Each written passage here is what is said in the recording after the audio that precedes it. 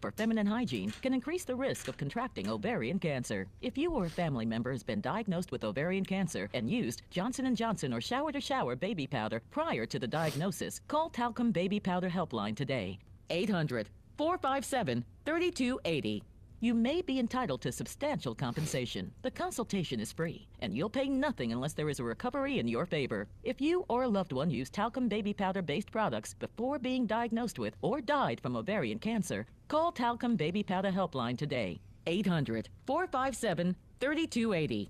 800-457-3280. 800-457-3280.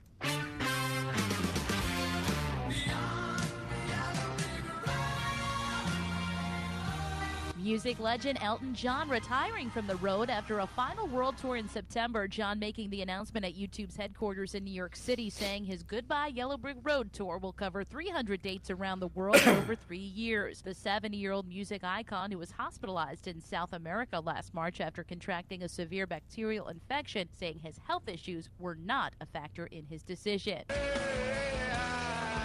Pearl Jam is announcing its first hometown Seattle shows in 5 years, appropriately titled the Home Shows. The stadium concert's scheduled to take place August 8th and 10th at Safeco Field. The band has committed to donate at least $1 million in proceeds made to help combat homelessness in the city. Aerosmith, Dream On, two of the top acts scheduled to perform at the annual New Orleans Jazz and Heritage Festival. This year's I was underwhelmed by the lineup, Dave. Were you underwhelmed? Yeah, that seems to be the general consensus of the entire community. I know. I was out with some music guys last night, and they're kind of into music, and they both said they thought it was like the old timers tour, something. You know, yeah, like I've heard that. I mean, they I don't know. I mean, like our YLD crew is all excited, but I mean, you got Anita Baker, you got Aretha Franklin, so that's like right in their wheelhouse. Right. Top 5 includes Elite. But I mean, Sting. I mean, God, how relevant is Sting anymore? Right. Sony NBC News Radio. Right. Beck. I mean, when's the last time they had a hit? I saw Sting sitting courtside for Pelicans at Knicks, I think. But I think it's this year? Back in. Yeah, a couple weeks ago. Can we come back? What was he doing here? Hey, be careful. Sting, I think he lives in New York. It's a kayak, Dad. You have that song Englishman in New York? I'm gonna return. You're saying you saw him up in New York. Can we walk home? I saw him on TV. All right, 10 seconds. Okay. Short fare from your right. neighborhood to your Showtime. naturehood. Visit discovertheforest.org to find a neighborhood park or green space near introduce you you. and stuff. We'll talk. Council and the U.S. Forest Service.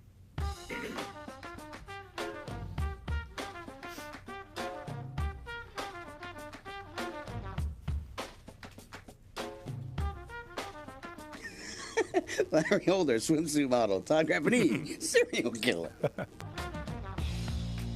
Here we go. Duncan Holder, back at you Thursday, January 25th. Another Larry-less edition of Duncan Holder, the 4th in a row. I can't believe we're still on the air without the bald one, but pinch hitting today. Very excited about this. Brett Martell from the Associated Press, great reporter here in town, kind of a jack of all trades, and a guy that's listened to the show before and obviously been a guest. You were a guest this week, is sitting in for your debut co-host edition. Are you ready for this? I think so, yeah. We were talking, I've been on the radio off and on in various roles since high school when I was trying to just get experience, as a free intern in journalism, and then college, and never co-hosted a show, especially not one as with a huge national following like this has. Oh, of course. Of course. We are international. On our YouTube feed, of course, we have people all over the world following us, and on the iHeartRadio app, as you will see, we'll probably get some calls at some point from somebody, maybe Cordell in Minneapolis, or some of our other listeners that are faithfully following us on the radio app. And if you want to call into the program, I might as well get that out of the way, because we've got an action-packed show today. And if you want to get into the program, you probably want to make a call early, because we've got a lot of guests lined up. And if you want to call, it's 504-260-1280. Love to get your thoughts on anything. This is going to be kind of a wide open day, but we're excited because we're going to have two of our local colleagues. Of course, Larry Holder, our co-host on the show, is still down in Orlando at the Pro Bowl, and he's going to check in with us at the top of the second hour at 11:05. Kind of give us a lay of the land of the Pro Bowl. He had some interviews yesterday with all the Saints that are down there, Cam Jordan, Mark Ingram, Michael Thomas. So we'll get with Larry about his interactions with those players, if they've gotten over the Vikings loss, and how they're adapting to some of these guys are playing in their first Pro Bowl, of course. Marshawn Lattimore and Alvin Kamara, Sean Payton coaching down there. So we'll talk to Larry at the top of the hour, but in this first hour, we're going to hear from Josh Katzenstein, our Saints beat reporter, who is over in Mobile, Alabama. Usually, Brett, you and I would be over there at the Senior Bowl. That's always kind of a convention of the NFL, and it's our first look kind of at the 2018 NFL draft class. All the top senior prospects in the country are at the Senior Bowl, and Josh will give us the lay of the land from Mobile and also what Mickey Loomis had to say yesterday. He met with the local media, both print and television, yesterday. So we'll get with Josh at 10:30, and then 10:45 this hour we're going to talk to Andrew Lopez, our LSU beat reporter, about the state of the LSU Tigers, both college basketball and college football. I know you were at the LSU A&M game. What was that, Tuesday night? Right.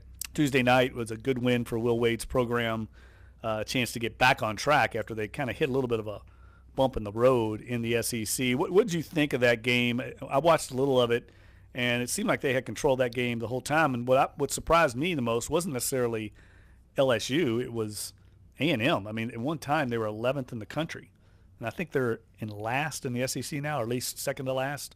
So I don't know what's going on with Billy Kennedy's team. Yeah, well, I think that, and he mentioned this in his post game, is that they've just had some injuries and some guys in and out of practice, and not, they're trying to get these guys back in the flow physically, and they haven't really been able to practice at full speed. And he said that really hurt him against LSU, because LSU came out with a lot of energy and a lot of purpose, and which is normal, you'd think, with a coach like Wade, and they're on a 3-game losing streak. The irony, of course, is that I've covered 3 home games, SEC home games in Baton Rouge so far this season. That was by far the smallest crowd and the best effort that team has given. And they were in control. It was a wire-to-wire win, and they were ahead by double digits most of the way. Have they caught the attention of the LSU fan base yet? Is the PMAC, I assume, is still not sold out? Well, the first 2 games I covered were close to sellouts, and that was Kentucky and Alabama. And then, they lost both of those games. And Wade was a little disappointed with their effort and composure down the stretch in each of them. And then they had a solid crowd, but there was a lot of empty seats in the upper reaches of the PMAC for this last game. But the crowd was into it, and there were a lot of students there. The student section was loaded. So those kids seem to be kind of excited about, I guess, Will Wade's outreach on campus and stuff like that. Well, they're a very fun team to watch. Obviously, Tremont Waters is a dynamic point guard.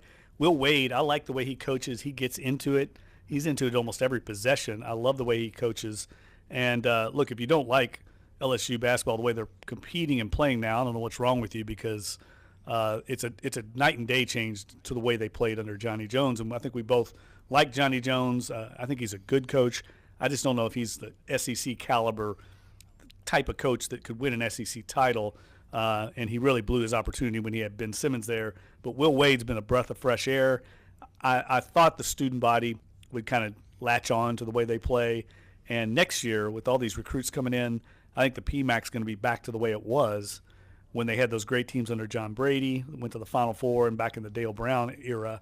And you've been to a bunch of big games there. When they have a big game environment like Kentucky a couple years ago with Ben Simmons, there's nothing better than a great college basketball game at the PMAC. Yeah, I mean, they call it the Deaf Dome for a reason, and they've called it that way for decades, really, I think, since the Shaquille O'Neal era and maybe before that. But, yeah, when it's packed, it's loud. People kind of channel their inner Tiger Stadium right.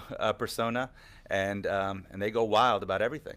So it can be a fantastic place to watch college basketball. And I got to say, another thing that adds to the excitement is that point guard they have, Tremont Waters. I mean, he's just fantastic, and that's something that Johnny Jones really never had, was a point guard who could play at that level, both ends of the floor, and as a shooter, and as a clutch shooter. Yeah. That's twice against A&M. He's hit 3-pointers from way behind the line near the end of the game. I mean, it was the game winner at A&M, which was outrageous because it was over a double team, and it was probably 30 feet away. 30-footer, easy. With about 2:04 left in the home game.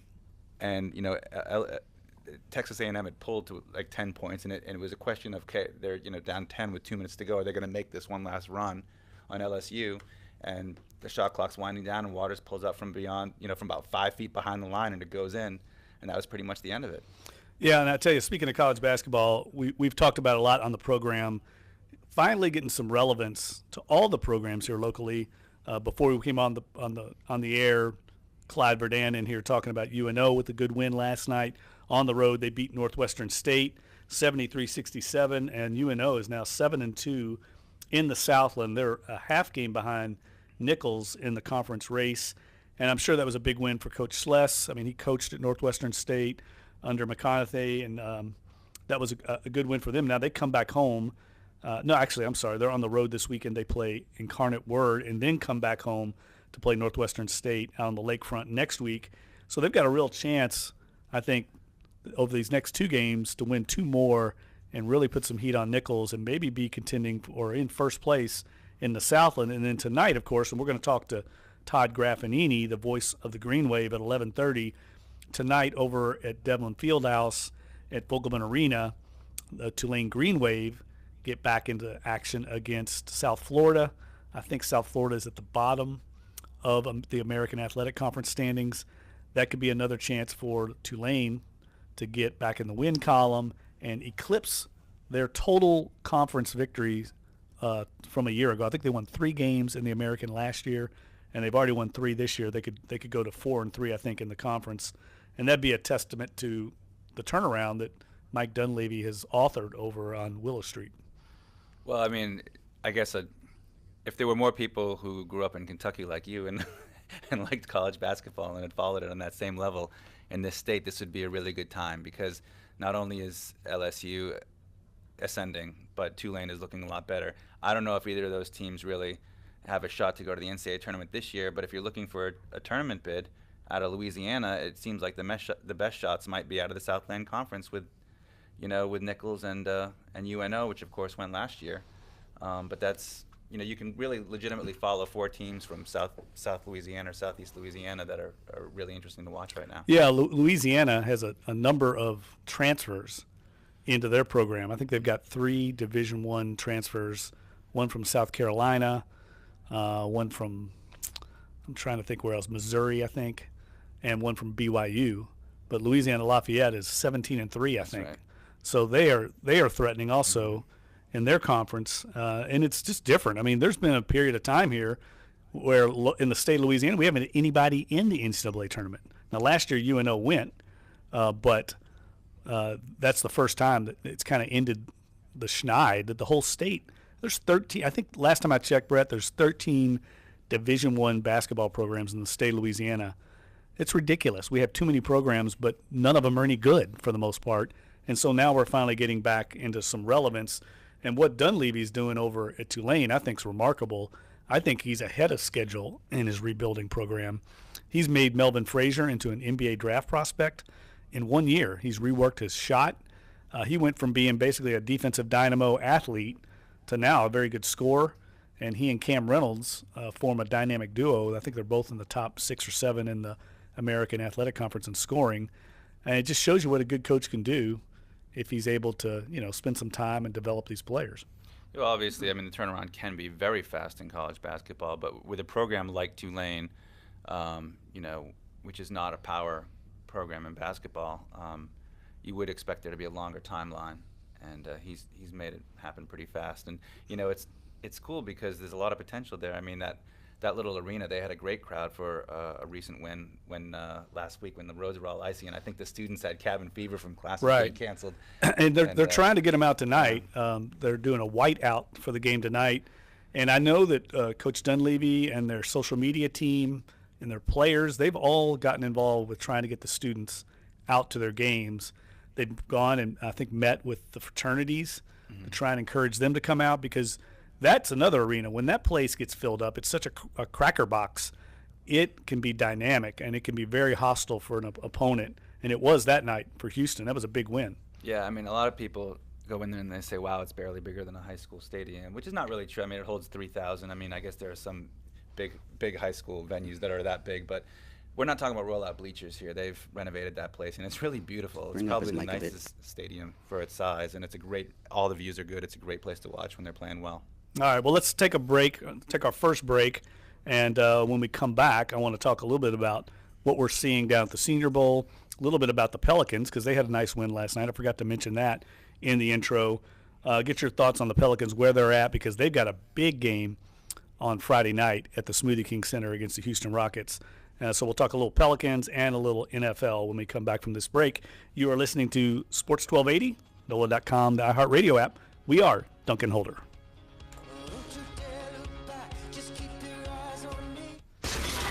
Yeah, bud, do you need better volume? Yeah, just from Brett, though. You're good. Okay. 200. You'll get a text confirming entry plus iHeartRadio info. Standard data and message rates apply. That's lock to 200. Hey, it's Chris Gordy from The Chris Gordy Show reminding you our show has moved here in the new year. You can now catch us weekdays from 2 to 4 right here on Sports 1280 New Orleans. Same great show, same great guest, just a move to the afternoon. The Chris Gordy Show on Sports 1280. How does it sound now? This week on Big... Yeah, it's kind of hard to tell. It sounds good in the queue, but when we go on the air, it's a different sound. Full butterflies swoop. So, yeah, just make sure that you, what is it, Jeffrey? One fist in front of the microphone? Yes. Yeah. So make sure you stay right there. And then, just pot it up a little bit. And we'll see. I mean, I'll just talk in your ear. Just have it close to hand if you need I've turned up the volume. So. Okay, yeah, we should be good. All high speed and all for just $55 a month on America's largest, most dependable 4G LTE networks, only from Straight Talk Wireless. Let's get into Pels when we come back. I forgot to mention that win last quality. night. Please refer always to the latest terms and conditions. Wow, we won? Yeah. Everything looks good with your resume, so let's talk salary. Oh, yeah, Can I use your YouTube desk phone? feed isn't coming Sure. in. Can I get a price check on it? Yeah, Clyde said he's going to set it up once he gets out of the meeting. Okay. We're still in the inner. It's funny because I called him. I was going to try to get him to turn up the mic, instead of getting in your ear about it. Inside. And he's like, no, I know the YouTube feed's not up. I'm like, well, that's not what I'm calling for, but okay. Search for greatness. Search Indeed, the world's #1 job site. Indeed is the world's #1 job site according to ComScore total visits. The Baseball Hall of Fame will be adding 6 players during its July Have you got it called up induction on YouTube? ceremony in Cooperstown, New York. Chipper You can Jones see what I'm and talking Jim about, like there's a Thome little were chat elected room in their there. first year of There are people. eligibility. Jones named on 97%. You talking to me? No, I'm talking to Brett. Guerrero Sorry. was elected in his second try, and closer Trevor Hoffman received the required number of votes in his third year on the ballot.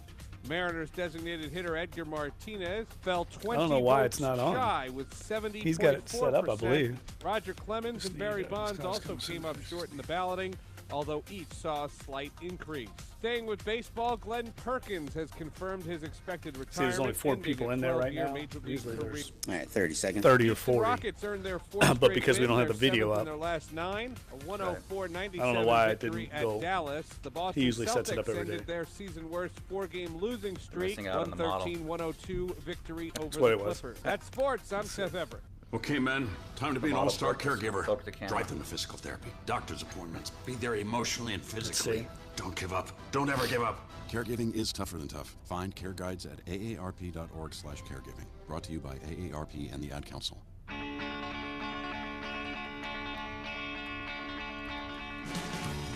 This is Dunc and Holder on Sports 1280, New Orleans. Welcome back. Jeff Duncan, Brett Martell here. Pinch hitting for Larry Holder, who's down sunbathing, I think, as we speak in Orlando at the Pro Bowl. And Larry's going to check in with us in the next hour, kind of give us the lay of the land from the Pro Bowl. But I wanted to touch on the Pelicans during this segment because they seem to have righted the ship a little bit. I think that comeback against the Bulls, as remarkable as it was, seemed to buoy this team. And getting a win on the road, that was kind of had to grind that one out. They didn't play particularly well last night in Charlotte. Didn't get a lot of production out of the two bigs, Anthony Davis and Boogie Cousins, with less than their normal production from them. And I thought it shows a little bit of maturity and maybe evolution of the lineup that they can win a game like that on the road when they're not playing their best. And they leaned on Drew Holiday down the stretch to win that game. And now they've won 7 of their last 10 games. They come back home Friday night to play the Houston Rockets, who are one of the top teams in the NBA. I think it's going to be a great measuring stick game for this team because they've been beating up on the Eastern Conference. I think their record now, let me see here. I was looking at it. They're overall in the conference, they're 12-15 against the Western Conference, so that makes them 14-6 against the Eastern Conference, which is the junior circuit. But to me, this will be a great measuring stick game because they're healthy without Solomon Hill, obviously, but they're healthy, and they seem to have found a groove now. They're figuring out how to play, I think, with the big three. So I'm eager to see how they perform. Yeah, and this is the ultimate contrast in styles. Houston embodies the trend toward small ball, and the Pelicans obviously have done the unconventional thing this year and decided to go back to a big lineup. So I mean, it's fire and water, if you will, in this game, and the fact that the Pelicans have not only won 6 out of 7, but the one loss was on the last second shot. I mean, they're very close to having won 7 in a row. Of course, they're very close to also having lost to Chicago, but it's a good run coming into this game. Well, and the thing that's kind of interesting about the way the West race is going, the Pels have won 3 in a row, but right ahead of them, Oklahoma City is probably the hottest team in the conference. They've won 5 in a row. They're 7-3 in their last 10. Right ahead of them, the T-Wolves. Now, they lost, but they've won 7 of their last 10. So as well as the Pels are playing, they almost have to be playing this well to keep pace, because right behind them, Portland's won 6 of their last 8. So they're going to have to play well to keep pace. They're just kind of treading water right now in the standings. They're not losing any ground, but they're not really gaining much either. But they are now 5 games over 500, which I think is the highest they've been under Alvin Gentry in years, if I'm not mistaken. Yeah, and really good news for them too is that you've got a whole new offense. You had a significant change of personnel during the last third of last season, and when you see a team closing out games at the end, like they have lately, to me that's a sign of the important players on the team developing better chemistry because they can succeed in difficult moments. Then you look at their road record. I mean, they're closing out games on the road too. At 13-12 on the road, their road record is better than the 3 teams in front of them: the Spurs, the Timberwolves, or the Thunder. Are all below 500 on the road. I mean, it's not easy to win in the NBA on the road. And the big problem for the Pelicans is really, some of the eggs they laid at home earlier this year. Yeah, that's kind of startling a little bit because I think the fans are ready to get into this team and get behind them. But when they keep laying an egg at home, it kind of sets them back. But I think if they have a big performance on Friday night, I think the arena will be packed. It's an ESPN game. I mean, really everything's lined up for this team to put on a show. They should be very confident. And I like that Cousins and AD did not play that well last night. I think they didn't leave it all on the court against the Hornets. They should be primed for this showdown. And you're right, contrasting styles.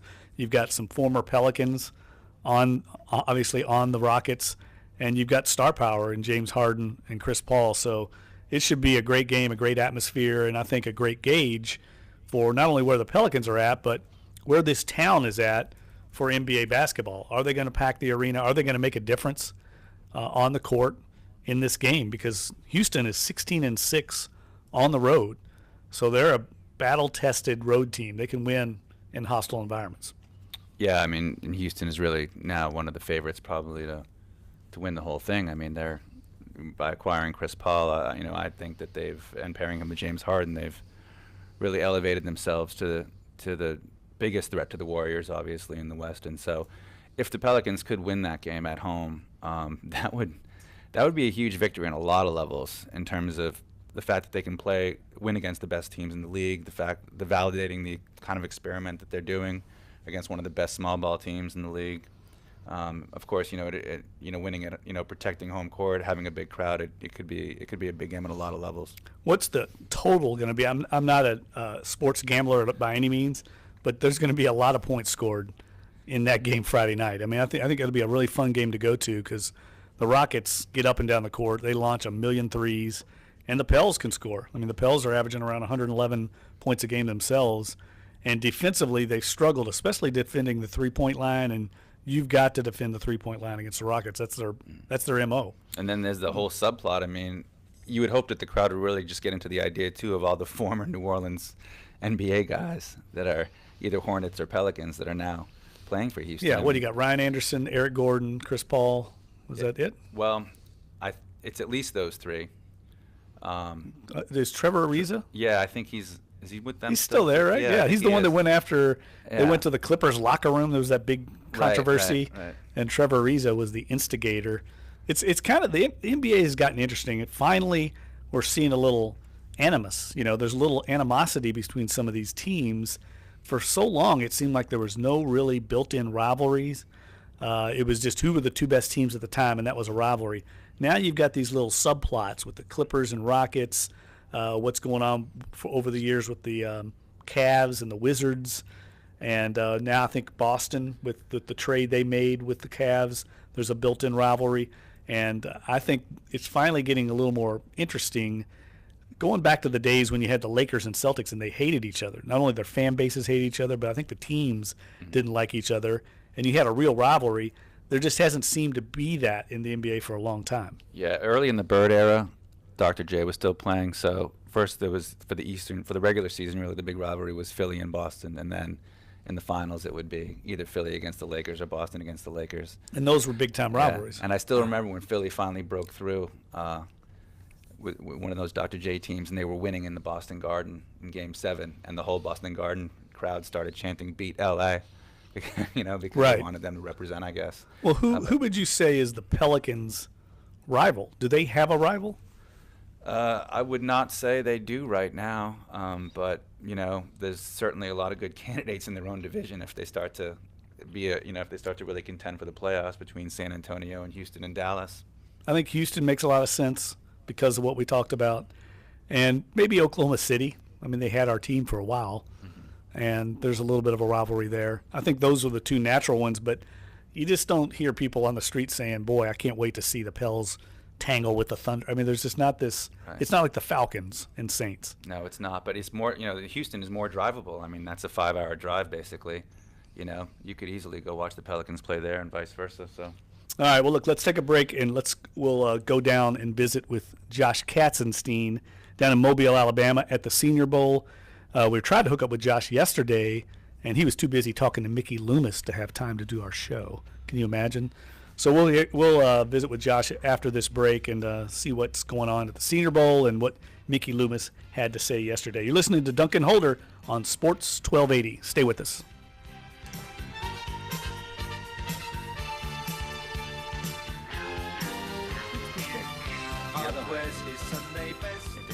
Your forecast on Sports 1280, New Orleans. Are very like-minded individuals. So this report is brought to you by the T.J. Martell Foundation. Happy Thursday from the Fox 8 Weather Center. I'm meteorologist Shelby Latino. After a chilly start, temperatures will climb to near the 60-degree mark this afternoon under mostly sunny skies.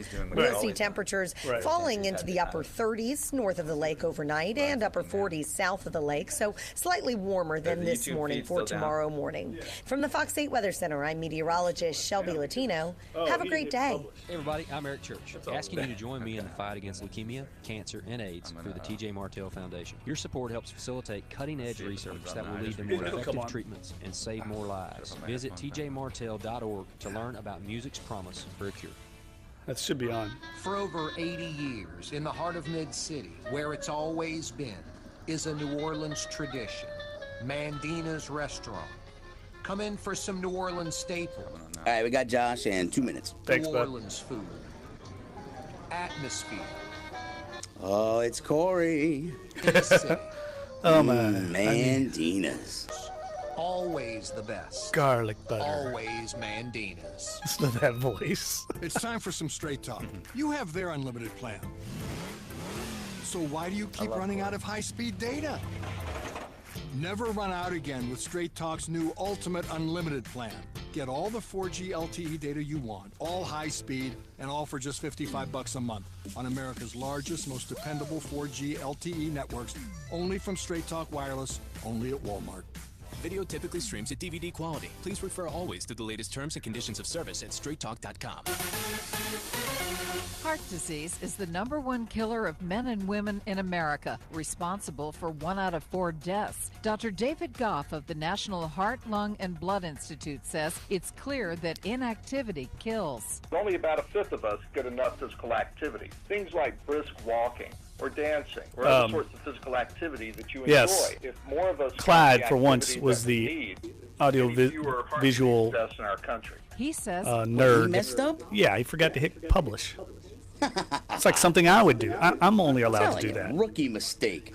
Totally. About 150 So welcome to minutes everybody of on moderately YouTube. brisk Thanks for being activity patient. every week. I couldn't get Dr. away Goff during the also broadcast says to go over and even hit the button. housework So and gardening count. thanks He for also hanging in there. recommends a diet rich in vegetables, fruit, whole grains, and low-fat protein. Other healthy lifestyle tips, well, we've heard them before. Yeah, but so they're worth anything you want to chime repeating. in, No if you want to smoking chime in and to like keeping your ask a weight question, on just an kind of even raise your keel. finger, let me know. Coming back. Sarah Lee I'll ask Kessler, probably the first question, NBC and if News you want Radio. to chime in, just let me know.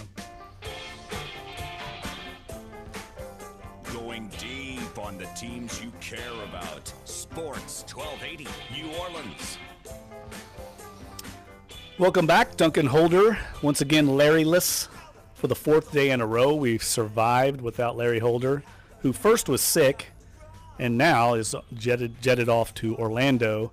And Brett Martell, the Associated Press, good friend, great colleague, sitting in, pinch hitting for Larry today, very ably pinch hitting, I might add. And we're going to go down to Mobile, Alabama, one of my favorite towns on the Gulf Coast, to visit with Josh Katzenstein, our Saints beat reporter, who is standing by, probably, I guess, on the sideline somewhere or else in the lobby of that Admiral, what hotel is it, Josh? That's the kind of the center meeting place for all the Senior Bowl festivities? Well, I mean, it's just the Renaissance, and, you know, Marriott always gets in there and destroys any sense of history, but there is one next door called the Battle House. Yeah, that's what I'm thinking of. Yeah, someone was telling me has ties to Andrew Jackson or something along those lines. Yeah, and you know the Senior Bowl, for people that haven't been over and been over there during the week, the bowl game itself on Saturday is one thing. It's a all-star game for senior NFL prospects, but during the week is really when you make hay as a reporter. You go over there. It's basically an NFL convention. All the coaching staffs are there. All the scouts. There's agents. Even people come down. I mean, Nick Saban was there, I think I saw yesterday. It's really become a huge NFL gathering. We're lucky that it's right here on the Gulf Coast. So what's it been like the last couple of days? I'm sure you've been busy, kind of sticking and moving, going between practices, but has it continued to grow? Is it becoming this kind of phenomenon like we see up in Indy for the NFL Combine? Yeah, it's very similar. Oddly enough, this year there are fewer coaches than in past years. I think pretty much everyone has made a comment about that, you know, that I've talked to this week. But still, you know, I mean, excuse me, the scouting staffs and the GMs from pretty much every team, you know, are here this week because, you know, this is a great chance for them to get a head start on their draft prep because, you know, there's like 150 kids here and, you know, all the teams can interview them. So, you know, if you interview guys here, you might not necessarily need to, you know, do as much work on them when the combine does come around. So, yeah, I mean, it's a great, you know, NFL convention, you know, type gathering like you mentioned. And, you know, I'm just trying to, you know, find people that are willing to say anything. But as you know, in the NFL, there aren't too many people like that. Well, I know you got to visit with Mickey Loomis yesterday. I see your post about the compensation for the Adrian Peterson trade. I guess, was that a conditional pick, Josh? How did that go down? Yeah, so when it was announced, it was a conditional 6th-round pick, and we didn't know the conditions, but someone asked Mickey yesterday, and he confirmed that they were indeed going to get the 6th-round pick. So he said something about Peterson, you know, being on their roster at the end of the year. I don't know. You know, he still didn't give us, you know, all of the conditions, but, you know, obviously that worked out for the Saints. Yeah, and that was a trade that I think we all agree probably worked out for both sides. Arizona got their workhorse back in the wake of the injury to David Johnson, and the Saints were able to clear the way for Alvin Kamara to become the superstar that he became this year. So what stood out to you this week? I saw you had an interview with, is it Goddard, the tight end from South Dakota State? Yeah. I thought that was a great get because that's a position we think the Saints will try to address this offseason, and he is one of the top draft prospects, right, at that position? Yeah, CBS Sports has him as the number 2 tight end in this draft class and the 50th overall prospect. So I don't know if, you know, there's necessarily going to be a good chance for the Saints to get him because they don't have that 2nd-round pick, you know, after that trade for Alvin Kamara last year. But, you know, tight end certainly seems like a need. I think, you know, Kobe Fleener is due $8.5 million, you know, sometime in March. So the Saints are going to have to decide, you know, whether they want to keep him around or restructure his contract.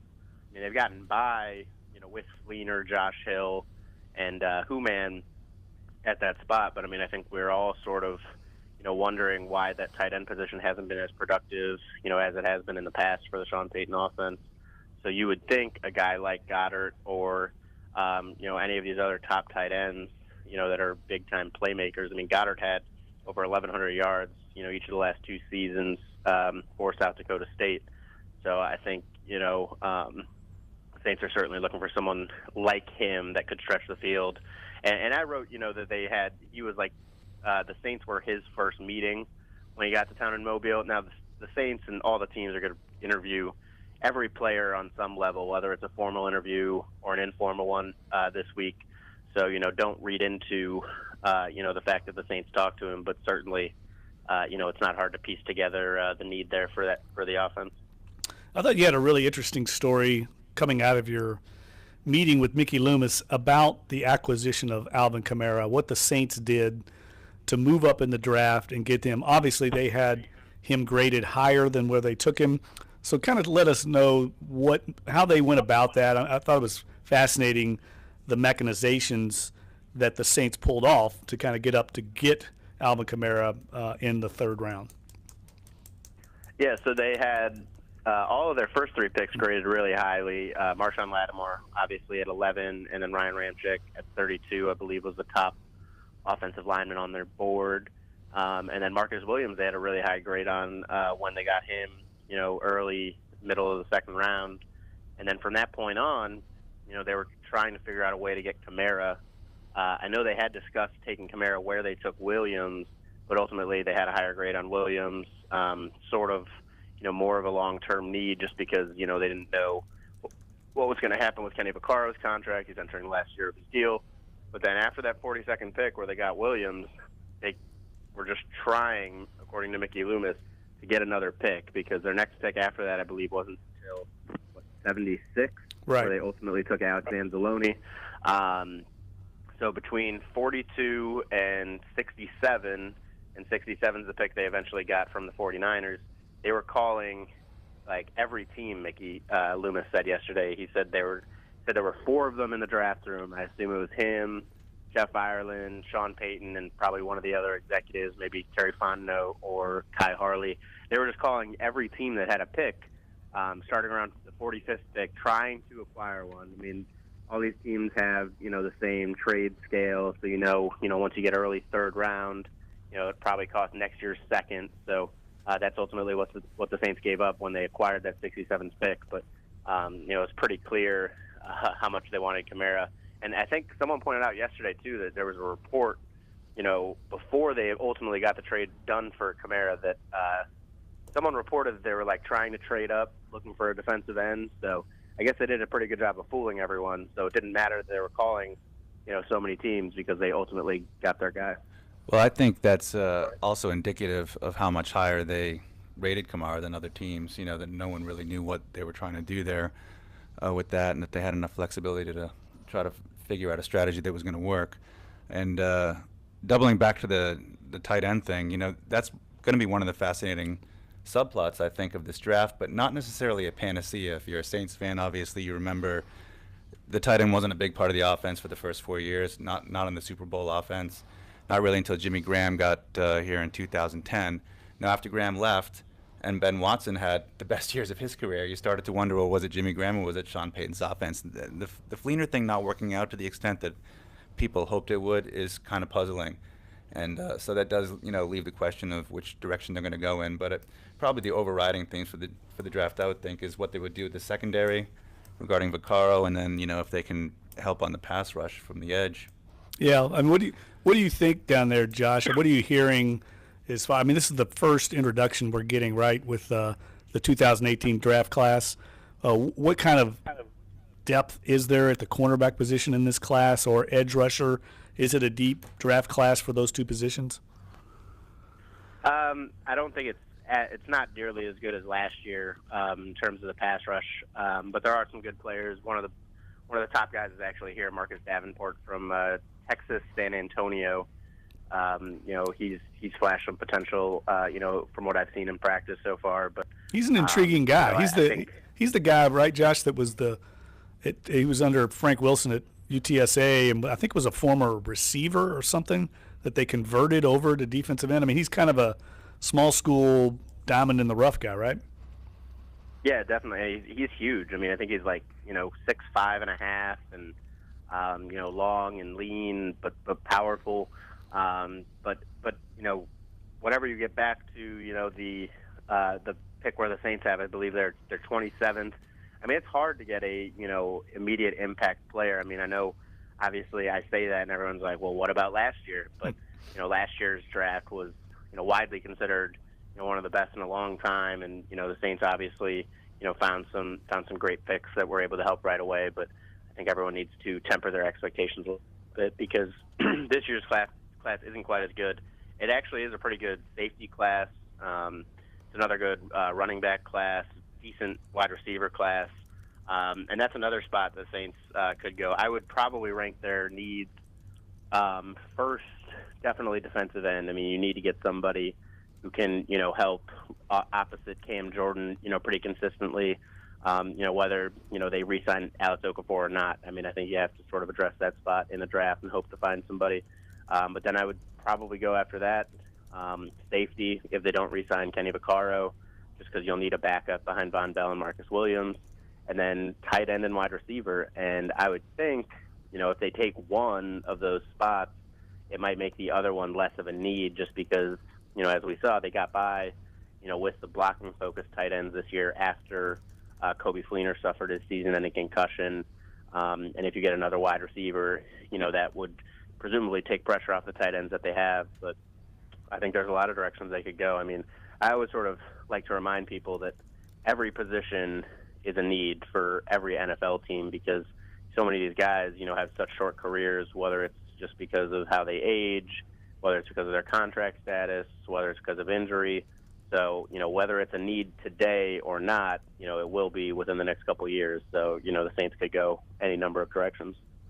Yeah, I think this looks like more than ever, Josh, see if you agree with me, because of the work that they did the last two drafts, the depth that they've got now across the board, I don't mean depth, but the strength they have in their starting lineups with the young core, that they can really just see who falls to them at 27 and probably go in a number of directions with the best player available. I know that's cliche, but of all years, there's really no huge pressing need on this team that they really have to have. And the way they've operated in the past is a player they have graded, say, in the top 15, if he drops down to 27, that's probably who they'll end up taking. Yeah, for sure. And I mean, you're absolutely right, because even though I'm sitting here harping on, the need for a defensive end, I mean, they'll probably sign some free agent, whether it's Okafor or someone else that they like.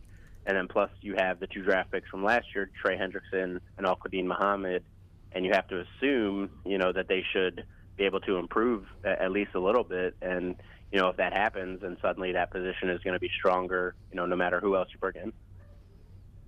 Yeah, I agree. I think this is a year where the Saints, because of the strength of the last two drafts, probably are in as good a shape as they've been and don't have to go position of need and reach. And that's usually where teams make mistakes. Anything else stand out to you over there? I mean, if you had a chance at all to look at the quarterbacks, I know that's a big emphasis this year because a lot of teams are going to be looking at quarterbacks at the top of the draft, especially Baker Mayfield is over there. I think Tanner Lee from former Tulane quarterback and Jesuit quarterback is over there from Nebraska. Have you had a chance to look at any of the practices and see how those guys are performing? Well, the one that has stood out to me so far is Josh Allen, and it's not in a good way. I think he really stinks, honestly. I've heard that. I realize I might regret these words, if the Browns pick him number one and he, becomes this legendary player. But, anytime I've looked up, it seems like he's making a bad pass with, the wrong velocity. I looked up, one time yesterday, and he, just whipped the ball like 60 miles an hour at a running back's shins, and the running back was covered. So I feel like he's got a lot of work to do. Baker Mayfield, I think has looked pretty good, but certainly, not amazing. But I think he's more of a guy that, steps up when the lights actually come on. So we'll see, how all these guys do in the game. But certainly, I came here thinking that, Josh Allen could be impressive because everyone says that, the reason his numbers weren't so good last year is because his supporting cast was so bad. But, now he's surrounded by excellent receivers, and, you would think that he should be able to do a little bit better in this situation. All right, that's Josh Katzenstein, our Saints beat reporter, checking in live from Mobile, Alabama at the Senior Bowl. Thanks, Josh. We always appreciate it, bud. Safe travels back to New Orleans. Thanks. Talk to you guys soon. All right, that's Josh Katzenstein checking in from Mobile, Alabama, and we'll take a break now and come back and get Andrew Lopez on the line with a report from Baton Rouge on LSU basketball and football. You're listening to Duncan Holder on Sports 1280. Stay with us.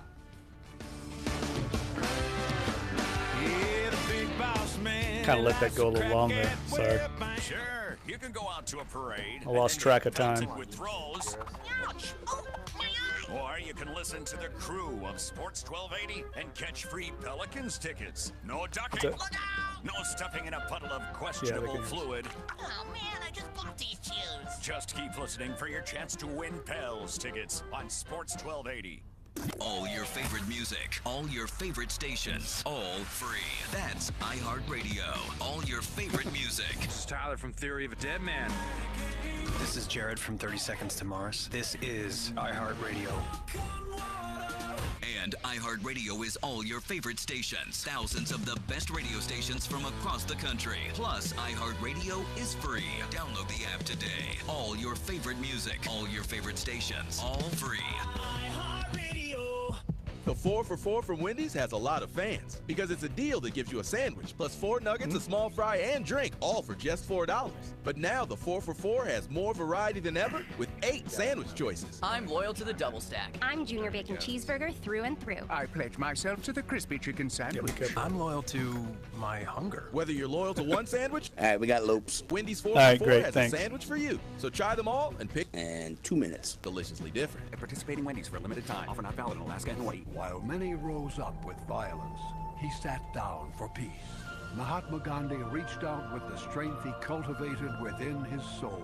So, pass it on from the Foundation for a Better Life at values.com. Hi, Eric Ashwood, celebrity chef Scott Craig of Katie's. Scott, you have to be excited about Katie's expanded second floor seating and private dining rooms. Yeah, but how about my vast local sports knowledge? You know sports, but shouldn't we be talking about your award-winning Sunday brunch? I'd rather talk about the Saints and the Pels. How about your award-winning pizza or daily specials? How about them Saints? I admit you have a great take on local sports, but what about Katie's award-winning menu? Okay, folks, I invite you to dine at Katie's. Eric and I don't have to brag about the food at Katie's. The food speaks for itself. Katie's yeah, so Matt's going to get me in with Dell today. City at 3701 Oppenheimer. That'll work.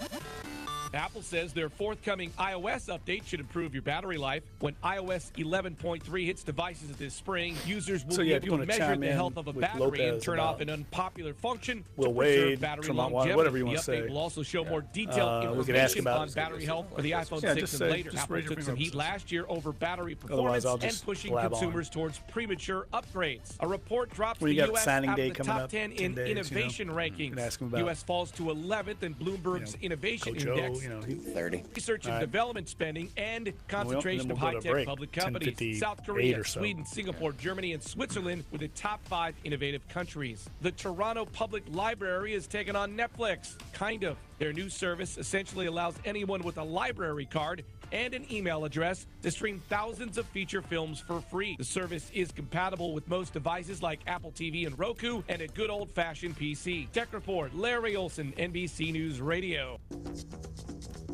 Pleased to meet you.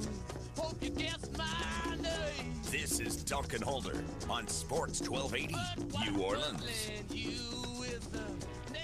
Nice little old school Rolling Stones from David DeCorbier, producer extraordinaire.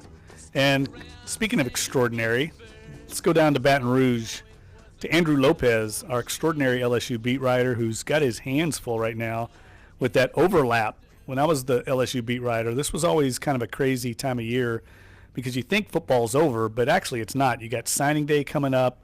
You have all these coaching changes. You got college basketball. You're covering Will Wade right now. And then baseball's getting ready to ramp up. How are you wearing all these hats right now, Lopes? I'm actually just wearing one giant hat, and the hat just keeps getting bigger, so I can kind of just turn it around on my head. Kind of makes it a little bit easier. Well, I want to, before we get into basketball, and Brett Martell's sitting in, we're going to talk a little LSU hoops, but I want to ask you a little bit about college football recruiting. We had Jimmy Smith on yesterday, and LSU got the bulk of their work done in recruiting during the early period, but they still got some big fish out there they're trying to reel in. Where do you think they stand? It sounds like Pat Surtain, a guy that they've had their eye on for a long time. He's a legacy recruit. He's a guy that Alabama seems like they're trying to make a big push for right now. Do you have any insight at all into that? Because that's a huge fish for them. Yeah, as of right now, I would still expect him to end up being a Tiger. I think all indications are that he will. Alabama is trying everything and anything they can to get him. They know that how much, and how good he is. He's one of the top cornerbacks, one of the top players in the country, period. So top 10 national player, 5-star kind of guy. But for me, it'd be a shock to see him go anywhere other than LSU. And then on the other side of that, you also have another 5-star probably in Jamar Chase, who's probably going to pop for LSU, who just announced last night that he is going to choose between Auburn and LSU on National Signing Day. So I still see them probably coming home with 2 more 5-stars. Obviously, Surtain, his dad is from New Orleans, went to Carr before playing at Southern Miss. But I see them both being in the fold when all is said and done.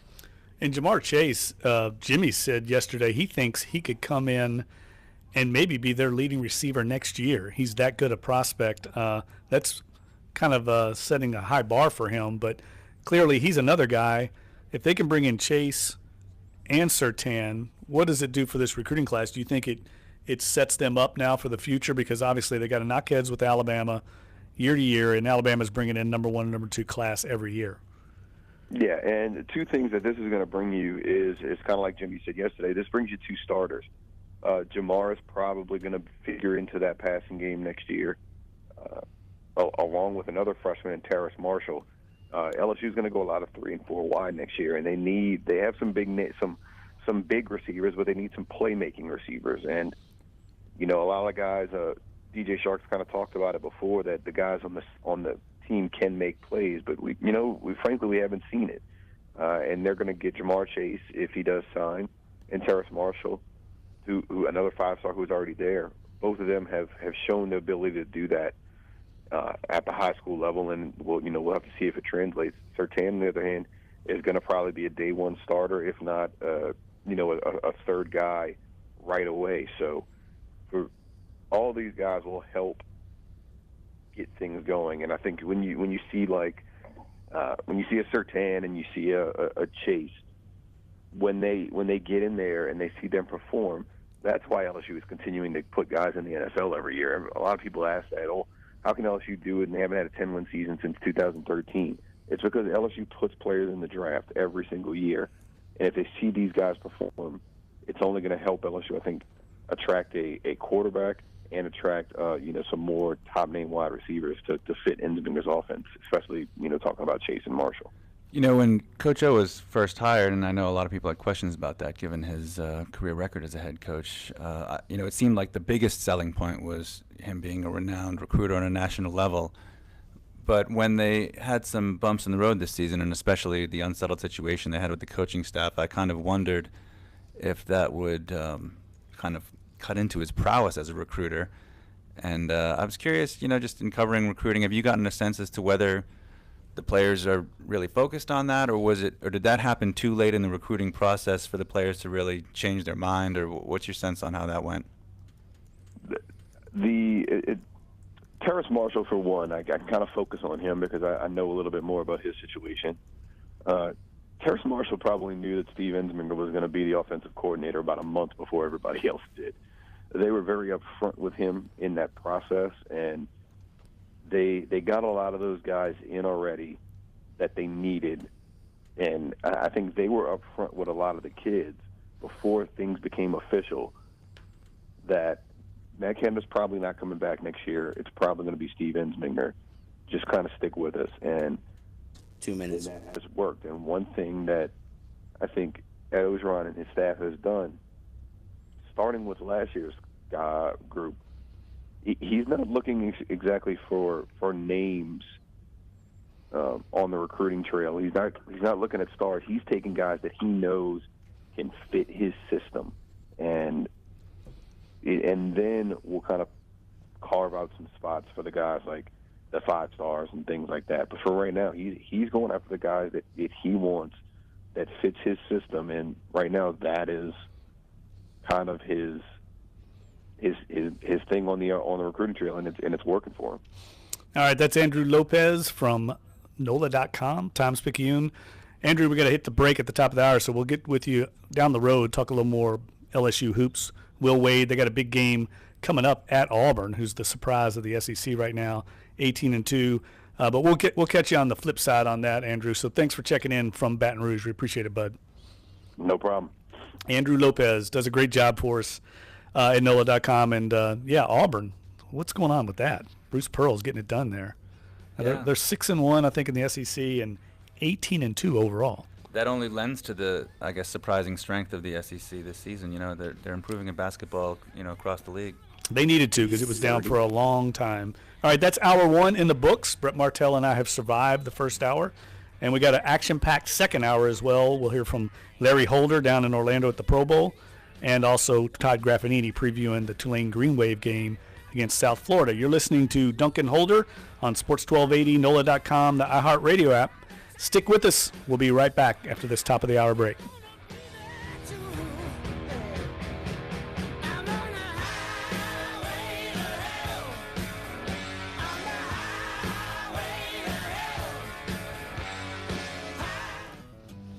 You count on your air conditioning to work perfectly and to make your family comfortable.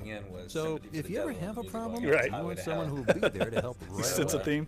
Burkhardt Air Conditioning and Heating, that's the commitment we've made to our customers. I wasn't for sure over if that was some kind of 25 comment on how we're handling the show today or what. certified technicians provide emergency service for any type and any brand of cooling system.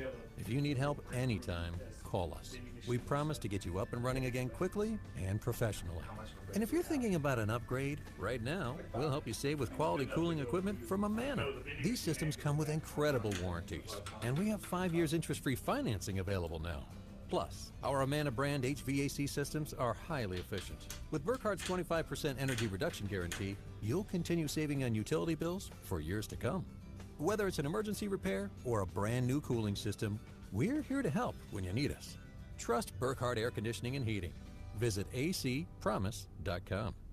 WODT WNOE FM HD2 New Orleans. Listen on the free iHeartRadio app. Search Sports 1280.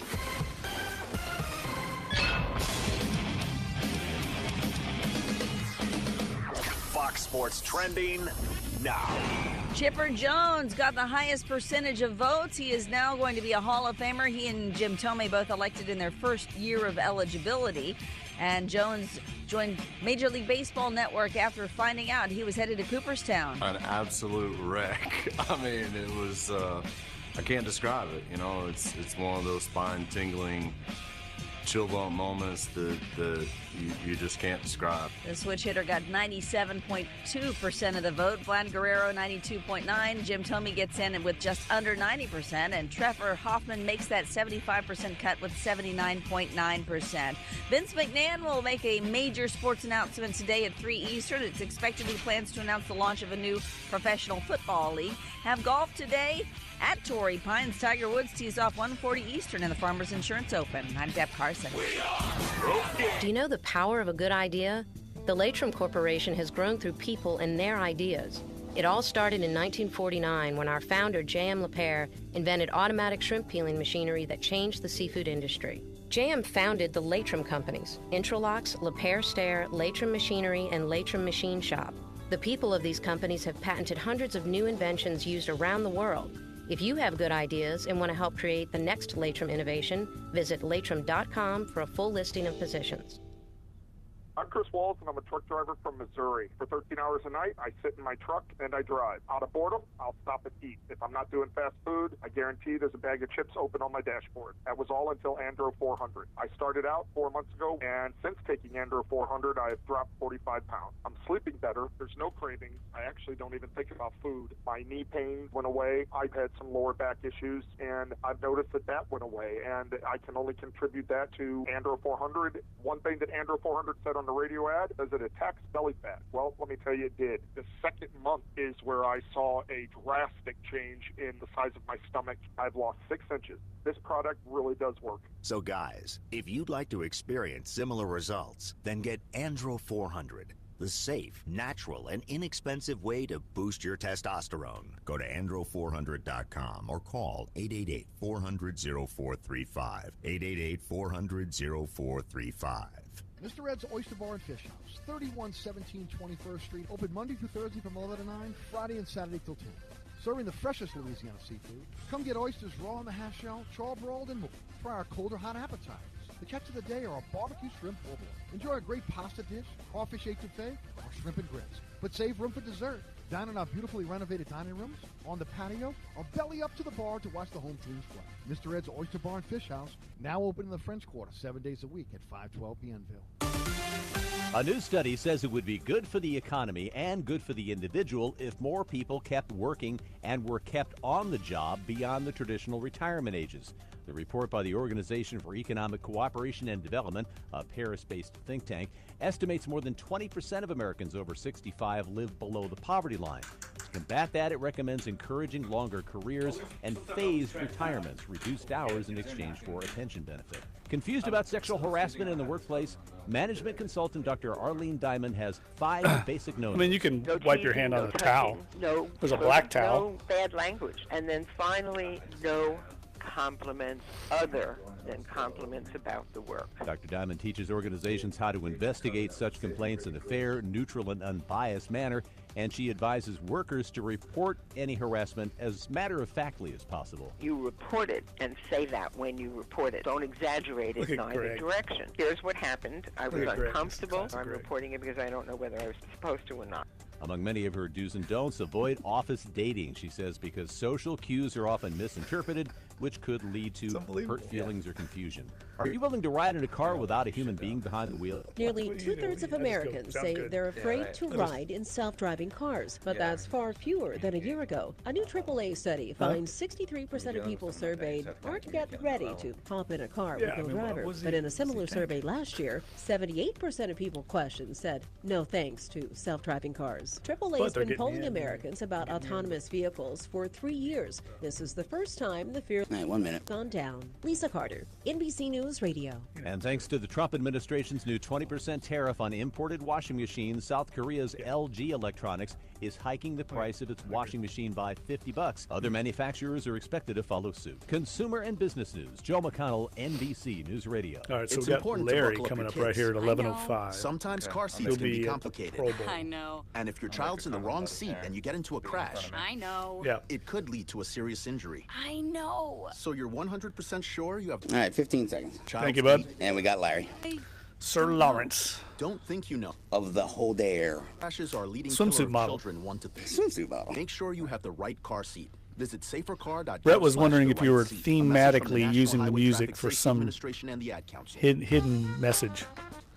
No, not all the time. On occasion. I don't hate anybody currently, so I'm not beefing with anybody. Clad's not here. Right. Maybe I'll let Larry go with some hootie. Duncan Holder, hour 2, hour 1 in the books. Action-packed as always, and hour 2 now will be equally action-packed. I've got my cohort in crime today down in Orlando, Florida at the Pro Bowl, Larry Holder, and sitting in for him in studio here at One Canal Place is Brett Martell of the Associated Press. And Brett and I were just remarking on the wonderful view in downtown New Orleans out our windows here. We're at the top of One Canal Place, and it's a spectacular view, a beautiful day in New Orleans. And you were saying you can see your house in Algiers Point and out at the lakefront at the same time? Yeah, the house that I used to have until I sold it this summer in Old Algiers, I could see the street where it's on because there's a church on that street where the tower kind of sticks up, Holy Name of Mary. And then I went around the corner and I'm looking out at the lakefront and I can see the West End Marina area where I live now. It was unbelievable. And, of course, it's a gorgeous day. So. Yeah, it's awesome. And speaking of Algiers Point, one of Algiers' most famous residents is on the phone with us right now, Larry Holder, one Sir Lawrence. Is he holding up his fingers in a W? From down in Orlando, Florida at the Pro Bowl. Larry, what's going on, buddy? Hey, guys. I am watching team drills of the NFC's second day of practice here. Sean Payton is standing behind the play, monitoring, making sure everything goes smooth, making sure, passes are caught by everyone involved, making sure the Breeze kids are not in the middle of the formations, running amok. So that is the current prognosis of Pro Bowl practice day 2 here in Orlando. Hey, Larry, do they let fans into Pro Bowl practices? Oh, yeah, absolutely. That's part of the process. And you had yesterday, they actually, when I was talking to you guys, I was at the skills competition. They had fans there, too. Yeah, and the setup is both teams are practicing at fields next to each other, and both fields have stands set up for each practice. So you kind of pick your poison which practice you want to go to, but one practice will end 10 minutes earlier, and then the other one will end at a time, and there'll be autograph opportunities. And, I mean, you can kind of scan the crowd, and there's a cornucopia of jerseys. Every jersey, every team represented is basically here. And, but it's a festive atmosphere. You can hear the music in the background. There's more people here today. I assume there'll be even more people here tomorrow because it's going towards the end of the week. So, yeah, it's like they do it right for the fans here. And it's, you could bag on the Pro Bowl all you want, but it's to showcase the NFL stars, and they know it. And, the players live it up, and the fans are able to enjoy it as well.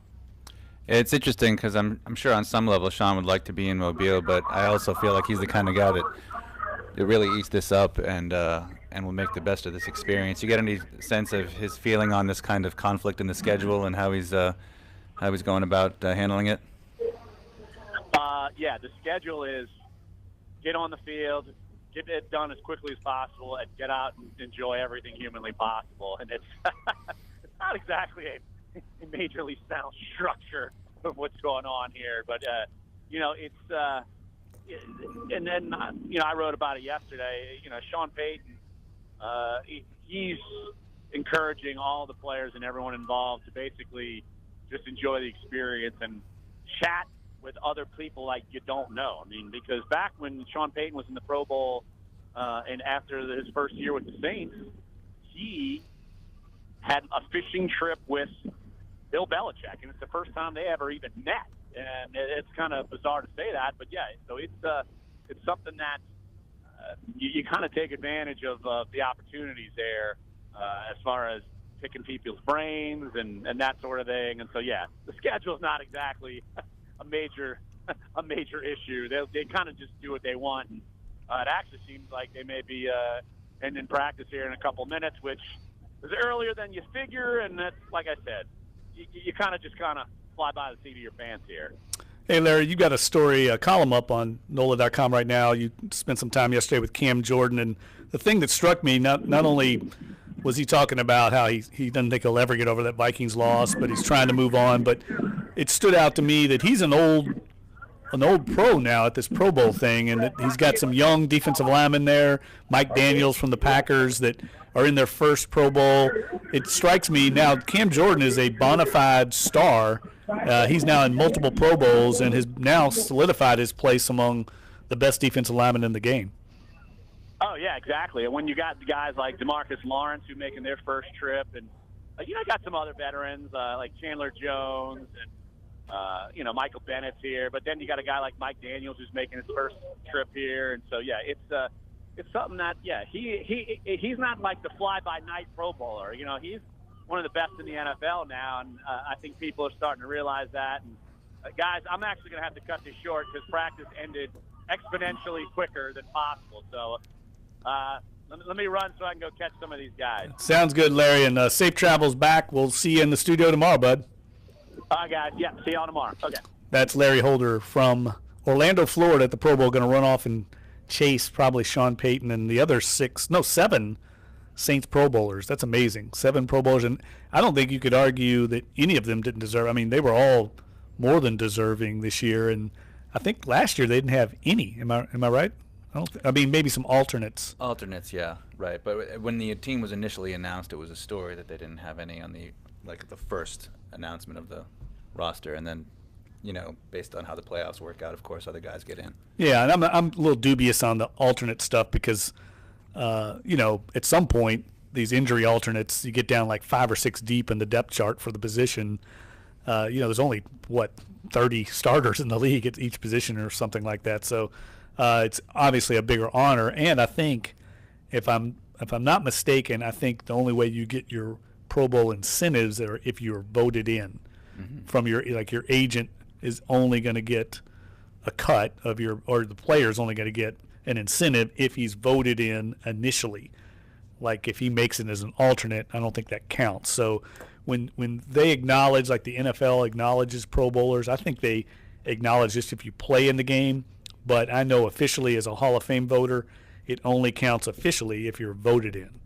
And that's a big deal because at the end, like when we're looking at, say, in the selection committee, comparing players and their careers and their resumes, it's important if you've made 8 Pro Bowls or 3 Pro Bowls because that, I think, signifies just how dominant you were at your position during your generation. And someone like Willie Rove, who made 8 or 9 Pro Bowls, he was the best left tackle in the game for over a decade. And that's how you compare. So it gets watered down when players keep making it as alternates when they weren't voted in. The only reason they're getting in is because a bunch of guys ahead of them didn't even want to go to the game. I'd like to see him get an incentive for winning the Pro Bowl. That would make it more interesting. I think the league's tried just about everything to try and gain interest in the game. And I wanted to ask Larry before he had to run off, there's some skills competition thing. Do people even care? Do people care about that? Will you watch that? I won't watch it at all. It reminds me of like the Wide World of Sports, Battle of the Network Stars or something, hokey gimmick stuff. I have no interest in it. Maybe I'm just a curmudgeon old guy that everybody makes fun of, that I don't like anything, but I could care less about watching that stuff. I don't really watch the skill stuff, and I even find it kind of hard to watch the game sometimes just because football is really a game that's hard to play at half speed. It's just not compelling. And do you watch like the home run derby at the Major League Baseball All-Star Game? Do you watch that? That is one thing that if I happen to be watching TV at the time it's on, I will turn it on. I don't watch it religiously, but I am curious about that one. The only one other than that I really watch is the dunk contest at the NBA All-Star Game. I'm always into that, but even that's lost its luster because so many players don't want to be in it. The top dunkers rarely are in it. And it's all these silly gimmicks now. I mean, if you go back to the first one, all the dunks by the finalists were dunks that you almost might see in a game on a breakaway. Right. But now it's like couches and cars. Drones. Didn't they have a drone? Yeah, right. That's right. They out did the other day? I think they had one last year in New Orleans that was a drone. And it didn't work or something. But it was Aaron Gordon, I think. Yeah, so... at least they're trying. I mean, they're trying to make it interesting. It's fun. To me, actually, the best part of All-Star Weekend is the three-point shooting. And it's also the most relevant now when you think about the way the game is played right now. I really enjoy watching the three-point competition because it's time, too. And in the NBA, oftentimes you don't get all day to take an open shot. So this kind of makes it more realistic in that they have to shoot it quickly. They are wide open, of course, because they're not guarded, but they've got to pick it up off the rack and they've got to shoot it fast, and they've got to make a lot of them to win. So I love that one, and I love the home run derby just because I played baseball and I took batting practice, and I can totally relate.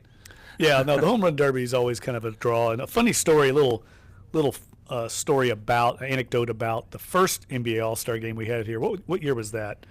Not this past one that we had. It was the 07-08 season was the first one. Okay, 07-08.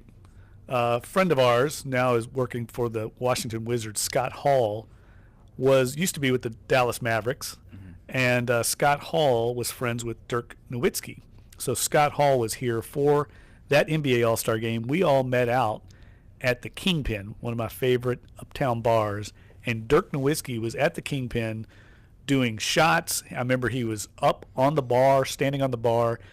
He put on a Kingpin shirt. They gave him a free Kingpin shirt. He was out very late that night. And he told us that night he didn't care about the game at all. He just wanted to do well in the 3-point competition. And of course he went out and aced 3-point competition. Even though I know watching him he was completely hungover. And now he's a big guy, so maybe he can do a lot of shots. But he was having a good time, and he talked about how much he loved New Orleans, and you could tell. I mean, he got into the scene here and loved the kind of European influence of the city. Yeah, I mean he's from Europe, and I mean the social scene there is a lot more similar to here than probably the rest of the country. But he always endeared himself to me that night, just because he was out having a great time, and I'm sure he wasn't the only one enjoying New Orleans spirits and food and everything that we have to offer. Yeah, he endeared himself to me in the locker room too, talking after tough losses. I mean, he's just such a genuine guy in general, so it's not surprising to hear a story like that he, if he's that good in the locker room, that he's that good in the social scene. But these guys are so competitive that I think if you put them in an exhibition format where they still feel like it's relevant to what they do professionally, they will try and they will want to win. I agree. They're all competitors. They didn't get there by not being a competitor. All right, let's take a break. Come back. We'll break down a little more Pelicans talk and look ahead to Tulane and our visit with Todd Graffanini. You're listening to Dunc and Holder on Sports 1280. Stay with us. Somebody forgot to hit publish. Somebody, Mr. Technical Wizard. Your shot at $1,000 now. Text the keyword bank to 200. I'm calling you out on the YouTube feed. Plus iHeartRadio info. Standard data and message rates apply. That's bank to 200. Josh Innes is moving to mornings. Hey, I forgot. We got Pelicans tickets to give away again for the 28th against the Clip Show. Okay. What do you want? Like a certain caller? Yeah, just do like the 5th caller. Okay. We'll do it. We'll do it at this next after the break. Yeah. When you said Pelicans, that's what reminded me. All right. Are you done, Clado? I'm done, yes. You want to sit in or not? Yeah, jump in, man. We're gonna do. We're gonna give away some Pelicans tickets here. Invite the devil into the house. What is wrong with you? Things suddenly go downhill now. Cocky Clyde joins the. Shipping available. 885-1526. You forgot to hit publish, Clyde. 2015 and 2016 King Cake Festivals People's Choice Award winner.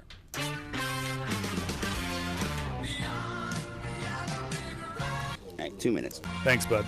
Yeah, this is the Elton John from the road after a final tour that's coming here like John in December. The announcement at YouTube's headquarters in New York City, saying his Goodbye Yellow Brick Road tour will cover 300 dates around the world in over 3 years. The 70-year-old music icon who was hospitalized in South America last March. Because that's one I don't care about being near the stage, and I just want to sit there and enjoy the music. Health issues were not a factor in his decision. Pearl Jam is announcing its first hometown Seattle shows in 5 years, appropriately titled The Home Shows. The stadium concert scheduled to take place August 8th and 10th at Safeco Field. The band has committed to donate at least $1 million in proceeds made to help combat homelessness in the city. Right. Aerosmith and Sting are two of the top acts scheduled to perform at the annual New Orleans Jazz and Heritage Festival. This year's eclectic lineup also includes Aretha Franklin, Steve Miller Band, Lionel Richie, Jimmy Buffett, Bonnie Raitt, and Blues Master Buddy Guy. Takes place over 2 weekends at the end of April and early May. It's funny. Mariah Carey and Whitney Houston are among top musicians who have inspired baby names, according to a list compiled by Name.org. Of the top 20 musicians who have inspired baby names since the start of their careers, Mariah comes in at number 1, followed by Whitney at number 2. The rest of the top 5 includes Aaliyah, Maya, and Selena, respectively. That's entertainment. Jennifer Pilsoni, NBC News Radio. Open calendar. What's my schedule looking like? Next Thursday, you will be caught in an emergency flash flood. 28th. When is that? What? No, that doesn't work. I'm busy then. Decline. Oh, they play back-to-backs? Floods don't exactly okay, so they play Clips on Saturday, Rockets tomorrow? 10 seconds. Okay. Talking to your loved ones about making an emergency plan. So don't wait, communicate. Visit getagameplan.org. Pels and Tulane basketball. Security and Emergency Preparedness, FEMA, and the Clyde, I want to talk soccer with you. This is Dunc and Holder on Sports 1280, New Orleans. Welcome back, Dunc and Holder. Jeff Duncan alongside Rep Martell, the Associated Press, sitting in for Larry Holder, and we're joined by cocky Clyde Verdun. You got a day without me, and I'm back. Who's been like goofing off, acting like he's in meetings here, but we know better. I can't roll my eyes hard enough at this. Goodness. And you know what, guys? We got some Pelicans tickets to give away, and we want to do that right now. So if you're out there listening and you are the 5th caller, you call 504-260-1280. You get tickets to Saturday night's game, 2 tickets against the Los Angeles Clippers. The Pelicans playing back-to-back this weekend, 2 home games, Rockets Friday night, Saturday night in the Smoothie King Center. The 5th caller to 504-260-1280. Let David know you're the 5th caller, and I guess everybody will say they're the 5th caller, but we'll give those tickets away. Lower bowl tickets to the Pelicans Clippers on Saturday night. I'm not good with numbers, so if you just tell me that, I'm like, yeah, we know, Dave. We can tell. It's 3 p.m. Sunday, right? Shut up, Clyde. Oh, Clippers. 3 p.m. Sunday. I'm sorry. Wrong date. But it's not a football day unless, of course, you're watching the Pro Bowl. So that's a weird. That 3 p.m. game on Sunday seems like a weird time for me. I don't know why are they playing. Why wouldn't they play Sunday night? Well, most of the games on Sundays are usually played in the early afternoon, and then are mostly played, unless you play on the West Coast, before 6. Like those West Coast games usually start around 6, but obviously it's 4 o'clock their time. But most of those games are done by like 8 o'clock on Sundays.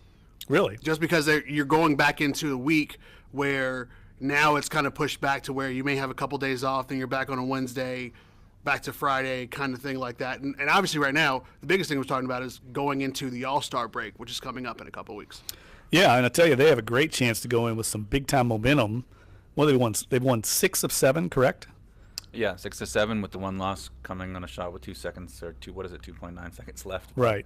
So 6 of 7 and have a chance. I think tomorrow night's huge for all the reasons we talked about earlier. The Rockets, one of the best teams in the league.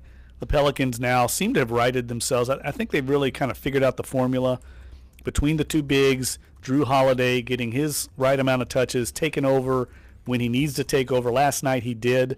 DeMarcus Cousins was being hounded by Dwight Howard.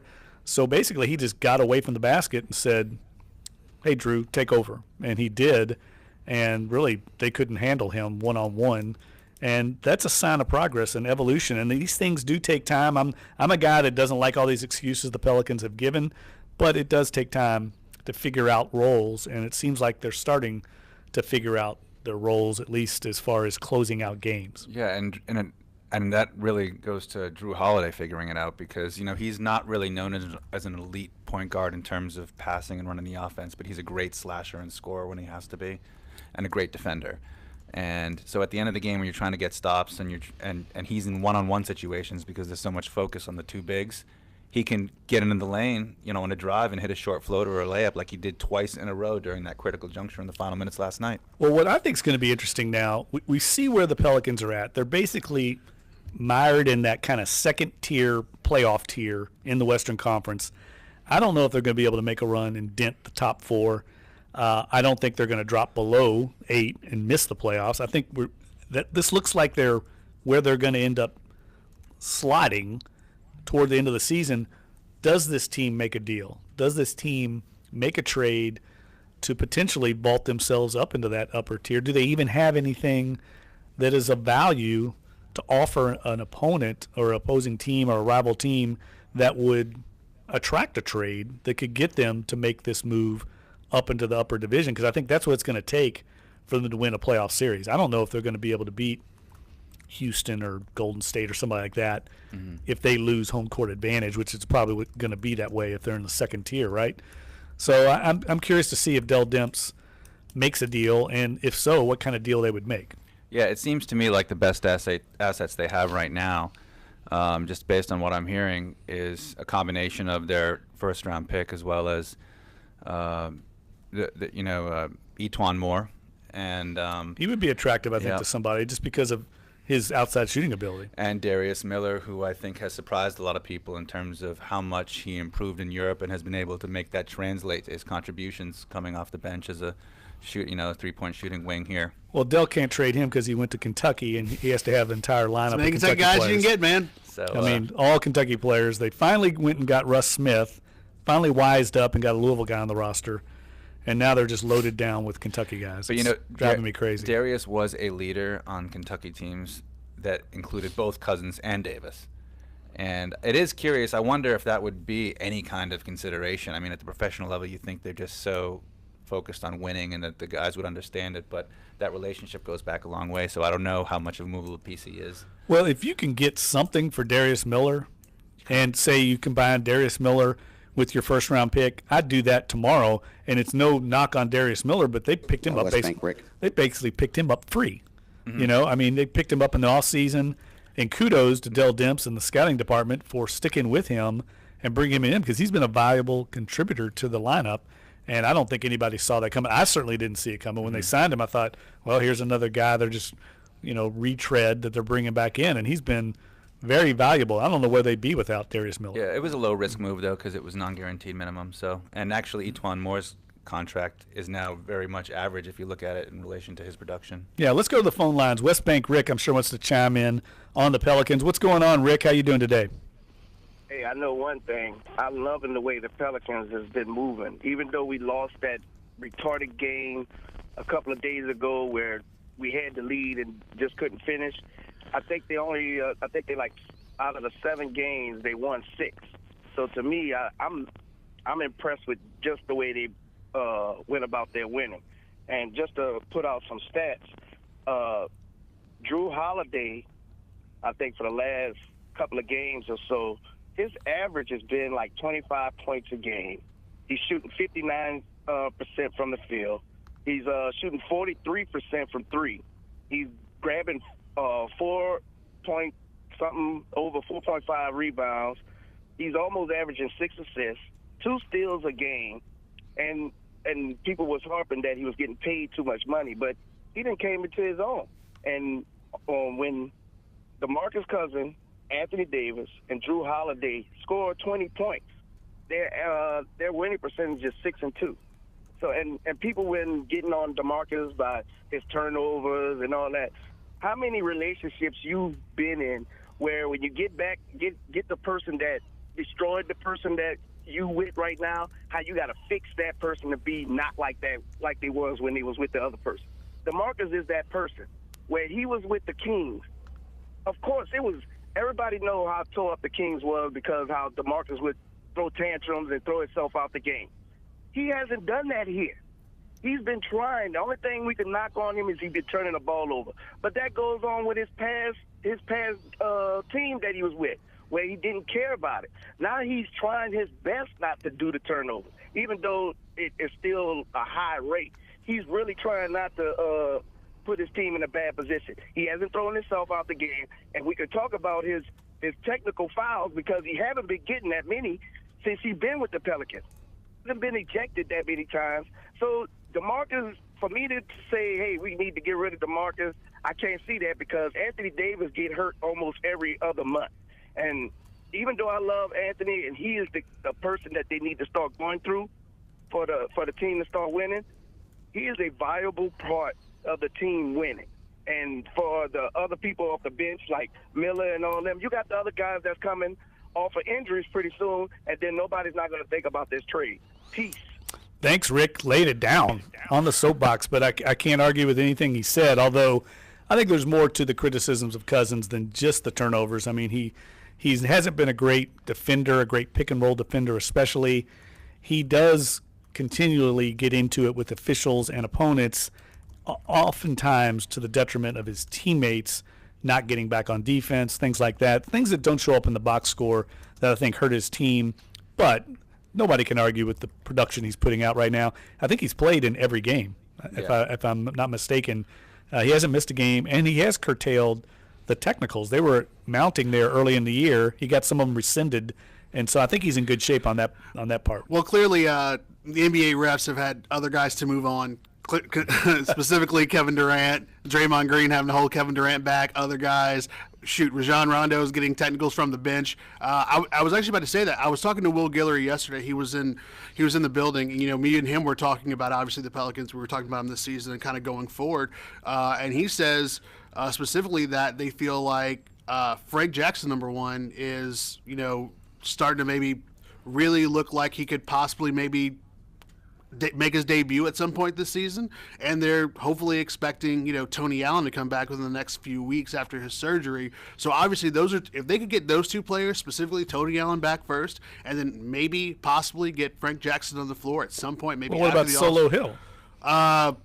Solomon Hill. We actually did not talk about him because I specifically said because he brought up Frank, and then I was asking about Tony because obviously defensively you're talking about a guy that could hopefully help the defensive production for the Pelicans going into the All-Star break and maybe coming out of it.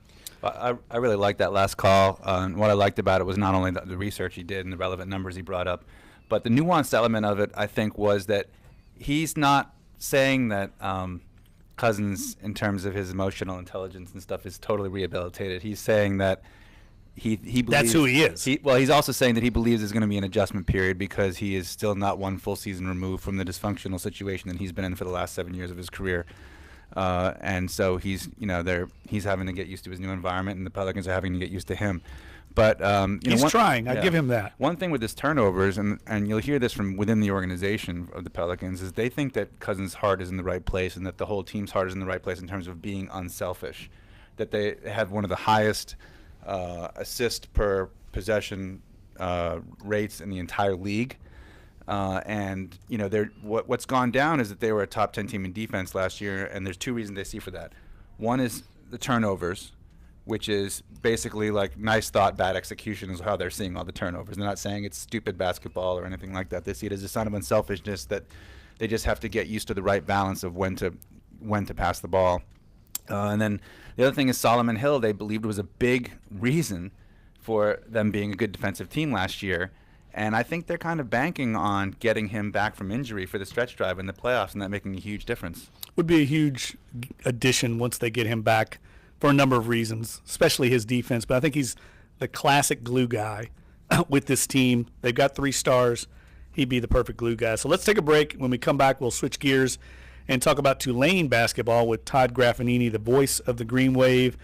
Tulane has a big game tonight in the American Athletic Conference against South Florida, and we'll talk to Graf about the Green Wave and their progress under Coach Mike Dunleavy. You're listening to Dunc and Holder, Sports 1280. Stay with us after this break. Yeah, he's big and dumb as a man can come, but he's stronger than a country horse. And when the bad folks all get together at night, you know they all call Big Jim Boss. No, absolutely not. That's not true. West Bank Rick took up a lot of time. I'm about to give him a little bit of a good-natured ribbing in Sports 1280, New Orleans.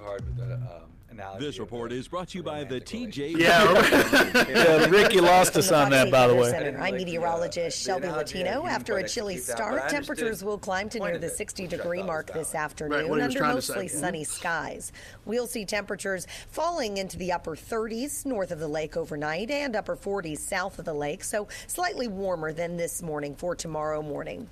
From the Fox 8 Weather Center, I'm meteorologist Shelby Latino. Have a great day. Hey everybody, I'm Eric Church, asking you to join me in the fight against leukemia, cancer, and AIDS through the TJ Martell Foundation. Your support helps. Have you guys talked about the XFL yet? That will lead to more effective. What are you talking about? And save more lives. Visit Vince McMahon is holding a press conference today where he's expected to announce a new professional football league. Adults. I saw he was doing something. I didn't know that was what it was. Yeah, pretty much. What about the USFL? Right? Actually, wrong. They're all right here, listening to radio Really? commercials just like this one.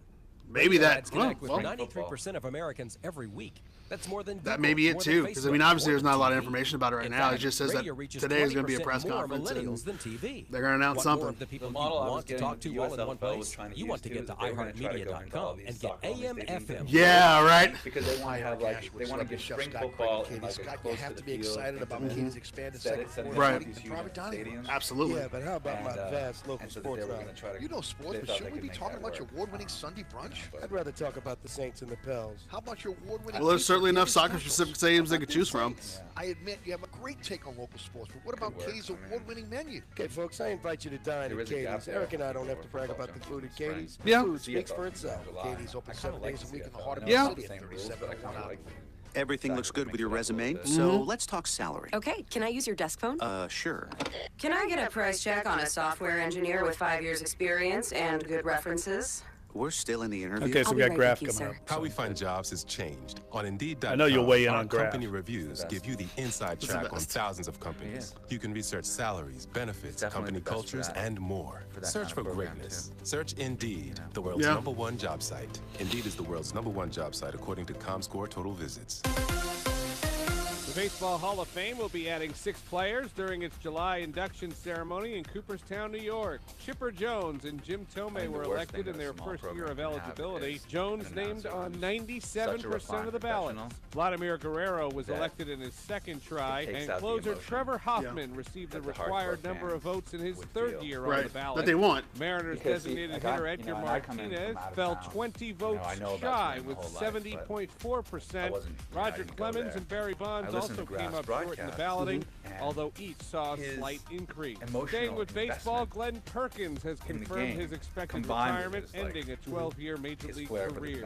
NBA, the Houston Rockets earned their 4th. All right, 10 seconds, and we got the graph. All right, Bob. A 104-97 victory at Dallas. The Boston Celtics ended their season-worst 4-game losing streak, 113-102 victory over the Clippers. That's sports. I'm Seth Everett. We bleed purple, green, blue, black, and gold. Sports 1280, New Orleans. Come with me now. Come with me now. Duncan Holder, Jeff Duncan, Brett Martell, Clad Verdan in the house. Visiting now with one of our favorite guests in the area, Todd Graffinini, the voice of the Tulane Green Wave. And Graf, I got to ask you, I was listening to your call last week on the SMU game, and at one point you lost vision of the court or something. You were saying you couldn't see. Was that Coach Dunleavy blocking you out, giving you a pick? What was going on? Yes, Jeff, and hello, gentlemen.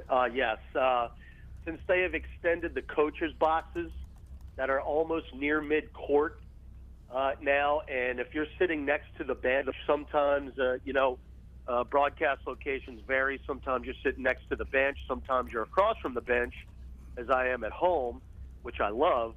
But if you're sitting next to the bench and with those extended coaches' boxes, I pretty much am looking at the back of Coach Dunleavy for most of the game. So, hey, what are you going to say, Coach? Get out of the way? Yes. I mean, you got to make do. You got to make do. But yeah, he is definitely into the games and coaching his team, especially when they're on the other end of the court.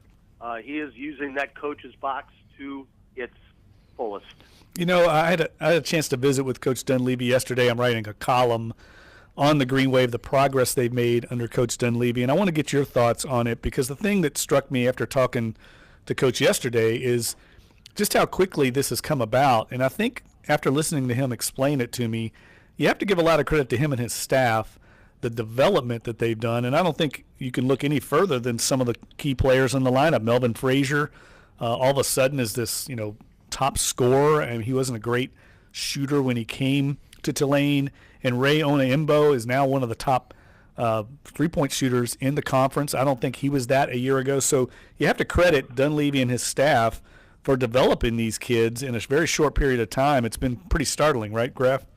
Yeah, no question about it. And it's really down the line. And we had our first coaches show back on Tuesday night. We talked a little bit about that, Jeff, and about how all these guys have improved so much going into this past off season. But you even go further than that. Cam Reynolds was named the most improved player in our conference last year. So he had already shown improvement after just a little time with Coach Dunleavy and the coach's staff. It works both ways, though. The guys got to have a buy-in, and they bought in. And to see individuals get better in so many different ways, like you mentioned, Melvin shooting the basketball, Coach made a funny on his show. Melvin, he used to call him the fugitive because he wasn't able to use his left hand. If you think about the movie The Fugitive, but it's funny. And Melvin kind of looked at him like, "What are you talking about, Coach?" Didn't get the reference, and then he figured it out. He's like, So, but that's just one of the things that Melvin has improved on. He's able to go both ways now, and Cam Reynolds is using his post-up game, which he really wasn't doing in the past. So there's a whole myriad of things, and you can see it not only with those two guys, but down the line. And I think something that is very much overlooked, Jeff and Brett, is the conditioning of this team. They are in fabulous shape, and they have to be playing the style that they do, and it's evident by the amount of comebacks that they've had this year. Now, you never want to be in a situation where you're down by double digits, but Tulane has shown this year that if they have been down in double digits, they've got the fortitude and the conditioning to come back and win games, because you're expending a lot of energy when you get down like that and have to come back in the second half. But they've shown that they can do it. And I think their off-season program and what they do during practice during the week, because it's nonstop. I mean, I go to practice. You were there at the end yesterday, Jeff. It's just up and down the floor. That's all they're doing during practice. They're running up and down the floor. They're defending. They're shooting, and it's a fun style of basketball to watch. And I think that the local Tulane community has taken hold. They've been showing up at the arena. Hopefully, we'll get another big crowd tonight. But it's just fun to watch. I mean, that's the most basic concept that you can think of. Yeah, well, first things first, I mean, with the fugitive reference, I can understand why it might be confusing for a millennial, not just because of how old that movie is, but because it wasn't Harrison Ford who couldn't use his left hand. It was the killer, right? Right. Yeah, that had the prosthetic. Exactly. But that was a heck of a movie. Exactly. So if you got him to watch Harrison Ford and Tommy Lee Jones, right, in their prime, I mean, it's worth it. With Dunleavy, when he was first hired, I thought, again, it was a very compelling hire, because I thought the kids would buy in right away just because of how accomplished he was as a player and coach in the NBA. The question was whether they could relate to him and digest and execute what he was telling them. I did have high hopes for Ray Onaembo, because he was with I think the under-21 French national team. Correct. And, right. I mean, great. So you had to feel like he was on his way to doing a professional career at some level, whether in Europe or here. But it's good to see that maybe the fact that his son has been successful in college coaching as an assistant, with the national championship team in Villanova, I believe, and then the staff that he's put around him, it seems like he's been able to get through to the players and kind of establish a professional quality approach to the game. That's exactly what it is, Brad. I mean, you look at the staff, so they've all got NBA backgrounds. And I think they've done a phenomenal job, and they're really hard workers as staff, and they've been out recruiting the last couple days. We've had a couple days since that SMU game until tonight. It's actually a rather unusually long stretch from Saturday to Thursday. So we got home late Saturday night, and the coaches were out, all of them, out recruiting the next couple days. So. They've done a fabulous job, and like you said, the guys have bought in. And it's funny how many interviews that I do, with the various teams in the league the day of the game or the day before a game. You talk to the local radio, and how many say, "Boy, when Mike Dunleavy got hired, I didn't think nobody thought this was going to work. Nobody. I mean, it's almost to a man. Nobody thought it was going to work, and then you come on, and they're like, well, obviously it's working." Yeah, it's working, and no, he relates to the kids. He's a Brooklyn guy. I mean, and they grew up playing on the blacktop, and of course he played for Frank McGuire, and I'm talking about Mike Dunleavy. So this guy just has basketball oozing out of every pore, and those kids, they soak it up, man. They love listening to him talk hoops, because he can talk hoops for hour after hour. All right, Graf, tonight, give us a little preview of the game tonight. It's over at Devlin Fieldhouse at Fogelman. South Florida comes in. Look, South Florida is 0-7 in the conference. You don't want to overlook anybody, but I think there's a great opportunity here. After dropping that tough game at SMU, you got South Florida at home tonight. You go on the road against East Carolina, the two teams near the bottom of the standings. There's an opportunity here, right, for the Green Wave to get back above 500 in the conference. No question, there is an opportunity, but you just said it. You cannot and must not overlook anybody in this league. And look, I watched the USF-UCF game, which was playing at the exact same time of the Tulane-SMU game, and just doing a little scout and watching USF. They had UCF beat. I mean, they had them beat, and they got a little unlucky at the end. So I know it's an old expression, old cliche. You cannot let the record fool you. If Tulane is off their game in any type of way, they're going to get beat tonight. They've got a lot of talent on that USF team. You know, Brian Gregory, who's their new head coach, who was the coach at Georgia Tech the last few years, he was kind of dealt a bad hand. It's a total rebuild. They've got a lot of experience with graduate transfers, and they've got a lot of young guys. The problem there is that they haven't really meshed. It hasn't been, you know, the kind of a gel situation in their team, and they've had some difficult times playing as a team. But they've had spurts, and again, just watching that UCF game the other day where they were outstanding. So you must not look at any type of record. Tulane's got to go in there and play just as hard as they played against SMU, Houston, UConn, or whoever. You got to do it and take advantage of being at home. I think we've established some home court advantage this season, and hopefully the fans will be out tonight watching and keep it going. You know, we need this one to get back to 500. Jeff, that SMU game, you know, played really hard.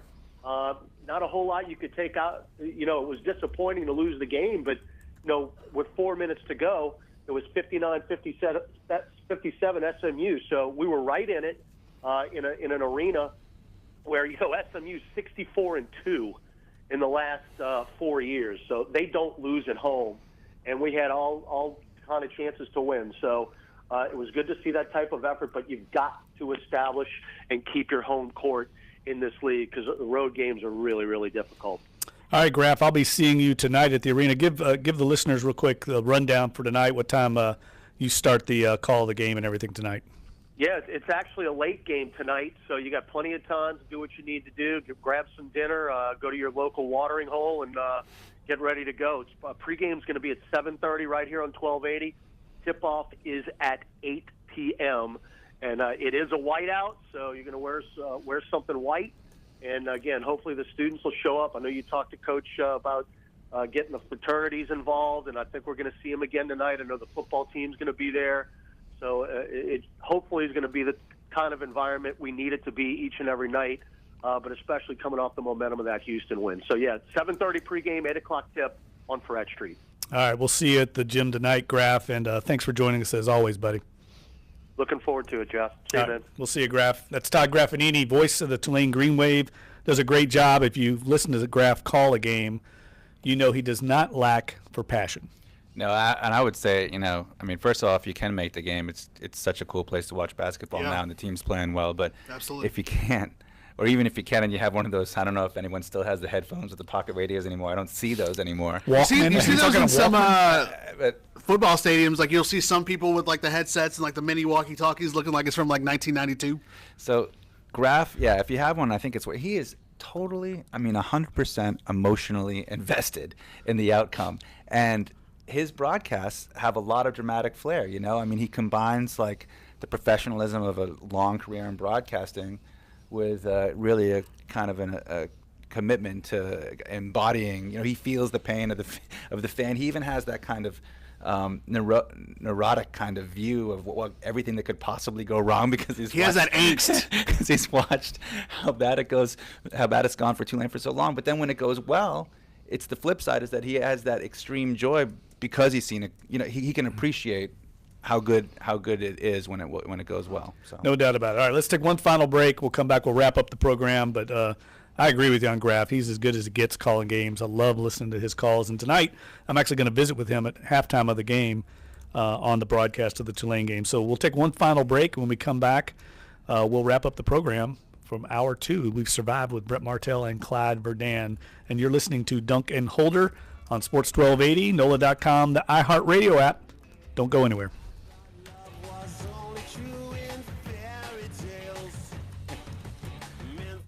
What is that? A cover tune? Yeah, that was Smash Mouth. Smash Mouth did a cover tune? Yes, I didn't know that. They did a cover tune of that, of obviously the Monkees' "Unbeliever," for Yeah. the Shrek album, which was their other biggest hit in the 2000s. He's like this little trivia nerd. We know It's crazy how it comes out too. It happens like that. all he does is sit around and watch TMZ and That's E! clearly Entertainment. not true. That's all he does. Clearly not true. I'm just Watches very well read. TMZ, E! Very well Entertainment, read. and then probably records every soccer game, boring soccer game. I don't watch every boring soccer game. Although the Copa del Rey is today, so. We're not talking soccer. And the FA Cup starts. Because he'll try and FA talk Cup soccer, and we'll Friday, drive every listener Saturday, away. and Sunday this week. The FA Cup. You're like Jim Rome. If you're a 50-year-old male, maybe a bit. Yeah, he won't. I'm glad his show's back on CBS Sports. Yeah, I saw he was doing some NFL. He was on the NFL broadcast. Was he with CBS? Yeah, he was with CBS. Yeah, and they've been using him I on hadn't Sundays. heard from him in a year or so, right? Was he off the air? No, he's been on the air. They just took his show off of CBS Sportsnet, and they had taken it off when he left ESPN. Now they've they're re-simulcasting his radio shot in LA on CBS Sportsnet from 11 to 2. Okay. I hadn't heard from Jim Rome in a while. I was like, what happened to him? All of a sudden, he just disappeared. Yeah. And then he was doing the Showtime stuff. He was doing the Showtime stuff with like the guys who do Sunday football and all that. Yeah, he owns like horses too. He used to never talk about horse racing. He used to always ride on horse racing. And then somebody out in California like got him involved, and now he's like totally into it. Yeah. He's like he's got a bunch. He's got a few horses. He had like a big time horse. Stable and stuff. He had a big time horse there for a while. Was in the Breeders' Cup and stuff. Yeah, he would. Heart disease is the #1 killer of men and women in America, responsible for 1 out of 4 deaths. Speaking of, I'm going to throw a Dr. little plug David out there. Goff of the National Heart, Lung, and Blood there's a big Institute race this says weekend. it's clear that I saw that inactivity story today. kills. Only about a fifth of us get enough physical activity. Things like brisk I should have had walking, on somebody to talk about or it. other sorts of physical activity that you enjoy. If more of us That makes too much sense around here. there'd be many fewer heart disease deaths in our But yeah. He says adults need to get up and moving on a regular basis. The ideal amount of physical activity to reduce your risk of heart disease is about 150 minutes of moderately from brisk Kentucky. activity every week. Dr. Goff also says even housework and gardening count. He also recommends a diet rich in vegetables, fruit. Although he's going to the Kentucky Derby, Right, so I figured that would be something that we would tips, well, we've eventually heard them cover before, but they're some worth regard. repeating. No smoking and keeping your weight on an even. Oops, sorry, I didn't have you on cue. I hope you weren't talking to me. Not at all. No, we weren't. We're rambling to each other as usual. Dunc and Holder now. Eric Asher next at noon on Sport. We only got 5 minutes. All right. Welcome back, Duncan Holder. We've got about 5 minutes left in the program. Hour 2. It was great to visit with Graf. Big game tonight for Tulane to get back on track in the American Athletic Conference out at Fogelman. And I wanted to throw in a little plug for a big race this weekend. You know, I'm a big horse racing guy. And the Pegasus World Cup is Saturday at Gulfstream Park. And it's got some real New Orleans connections to it. For those not familiar with horse racing or into the track going out the fairgrounds, the favorite in the race is Gun Runner, who's been stabled out at the fairgrounds all winter under Steve Asmussen. He won the Breeders' Cup Classic recently, is going to win the Eclipse Award as the Horse of the Year, is by far the best thoroughbred racehorse in the world right now, and he's been stabled out at the fairgrounds all this winter, and he's going to be the heavy favorite in this race to win, and it's going to be his last race in his incredible career. He ran, of course, here leading up to the Kentucky Derby a few years ago, did not win the Louisiana Derby. I think he might have placed second or third, but he was a late emerging 3-year-old and has come on to be one of the great horses of our generation. And he'll be the favorite in that race down there for Steve Asmussen. So if you're rooting locally interest, Gun Runner will be the favorite. And also Seeking the Soul is a good long shot in that race. He's trained by Dallas Stewart, who's a New Orleans native, and Seeking the Soul has also been stabled out at the fairgrounds. So you have some local interest, and this is a huge race as far as money is involved. I think it's the richest race in the world, $16 million in the purse. And I know, Brett, you'll get out the fairgrounds every once in a while, watch the races. I love that track and the whole environment out there, especially for the big races. The people really show up for it, and it's funny because horse racing isn't in mainstream sports what it used to be, but when you have a great track with a lot of history and good horses, the people in the community know, and they still show up, and they get into the the idea of it's almost like you have some kind of a mini Kentucky Derby environment out there. You see some women who are really dressed to the nines with the big hats and stuff, and you got some raw oysters and good food and Bloody Marys or whatever out there. It's great. Oh wait, I'm being told by Chad Schexnayder, my friend and colleague as far as fairgrounds is concerned, that Gun Runner swept all 3 of the prep races, the Louisiana Derby. That shows how bad my memory is. There you go. Because Gun Runner, for some reason I thought he was, maybe I'm thinking of one of the other, like Nero or one of the other Asmussen horses. Gun Runner is going to retire and go off in the great world of siredom. He will be a stud and live the good life. Making that money. So good for Gun Runner. I'm really looking forward to a big performance for him. And Steve Asmussen, who's always been one of the leading trainers out at the fairgrounds, has a host of top 3-year-olds, and he will be heavily involved in the top 3-year-old prep races coming up. I mean, we've already had the LeCompte Stakes, which Asmussen's horses ran 2nd, 3rd, and 4th in, and we'll be coming up on the Risen Star a little bit later, and then, of course, the Louisiana Derby. And I think we've got a great chance this year with this stable of Asmussen horses to maybe have the first Louisiana Derby winner, Kentucky Derby winner. I certainly would like to see that. It would get me up to Kentucky to cover the Derby. Of course. For the Times-Picayune. We have to have a local interest, though. And it doesn't look like the Benson horses are going to be there. Lone Sailor is their top 3-year-old right now, and he did not run well in the LeCompte Stakes.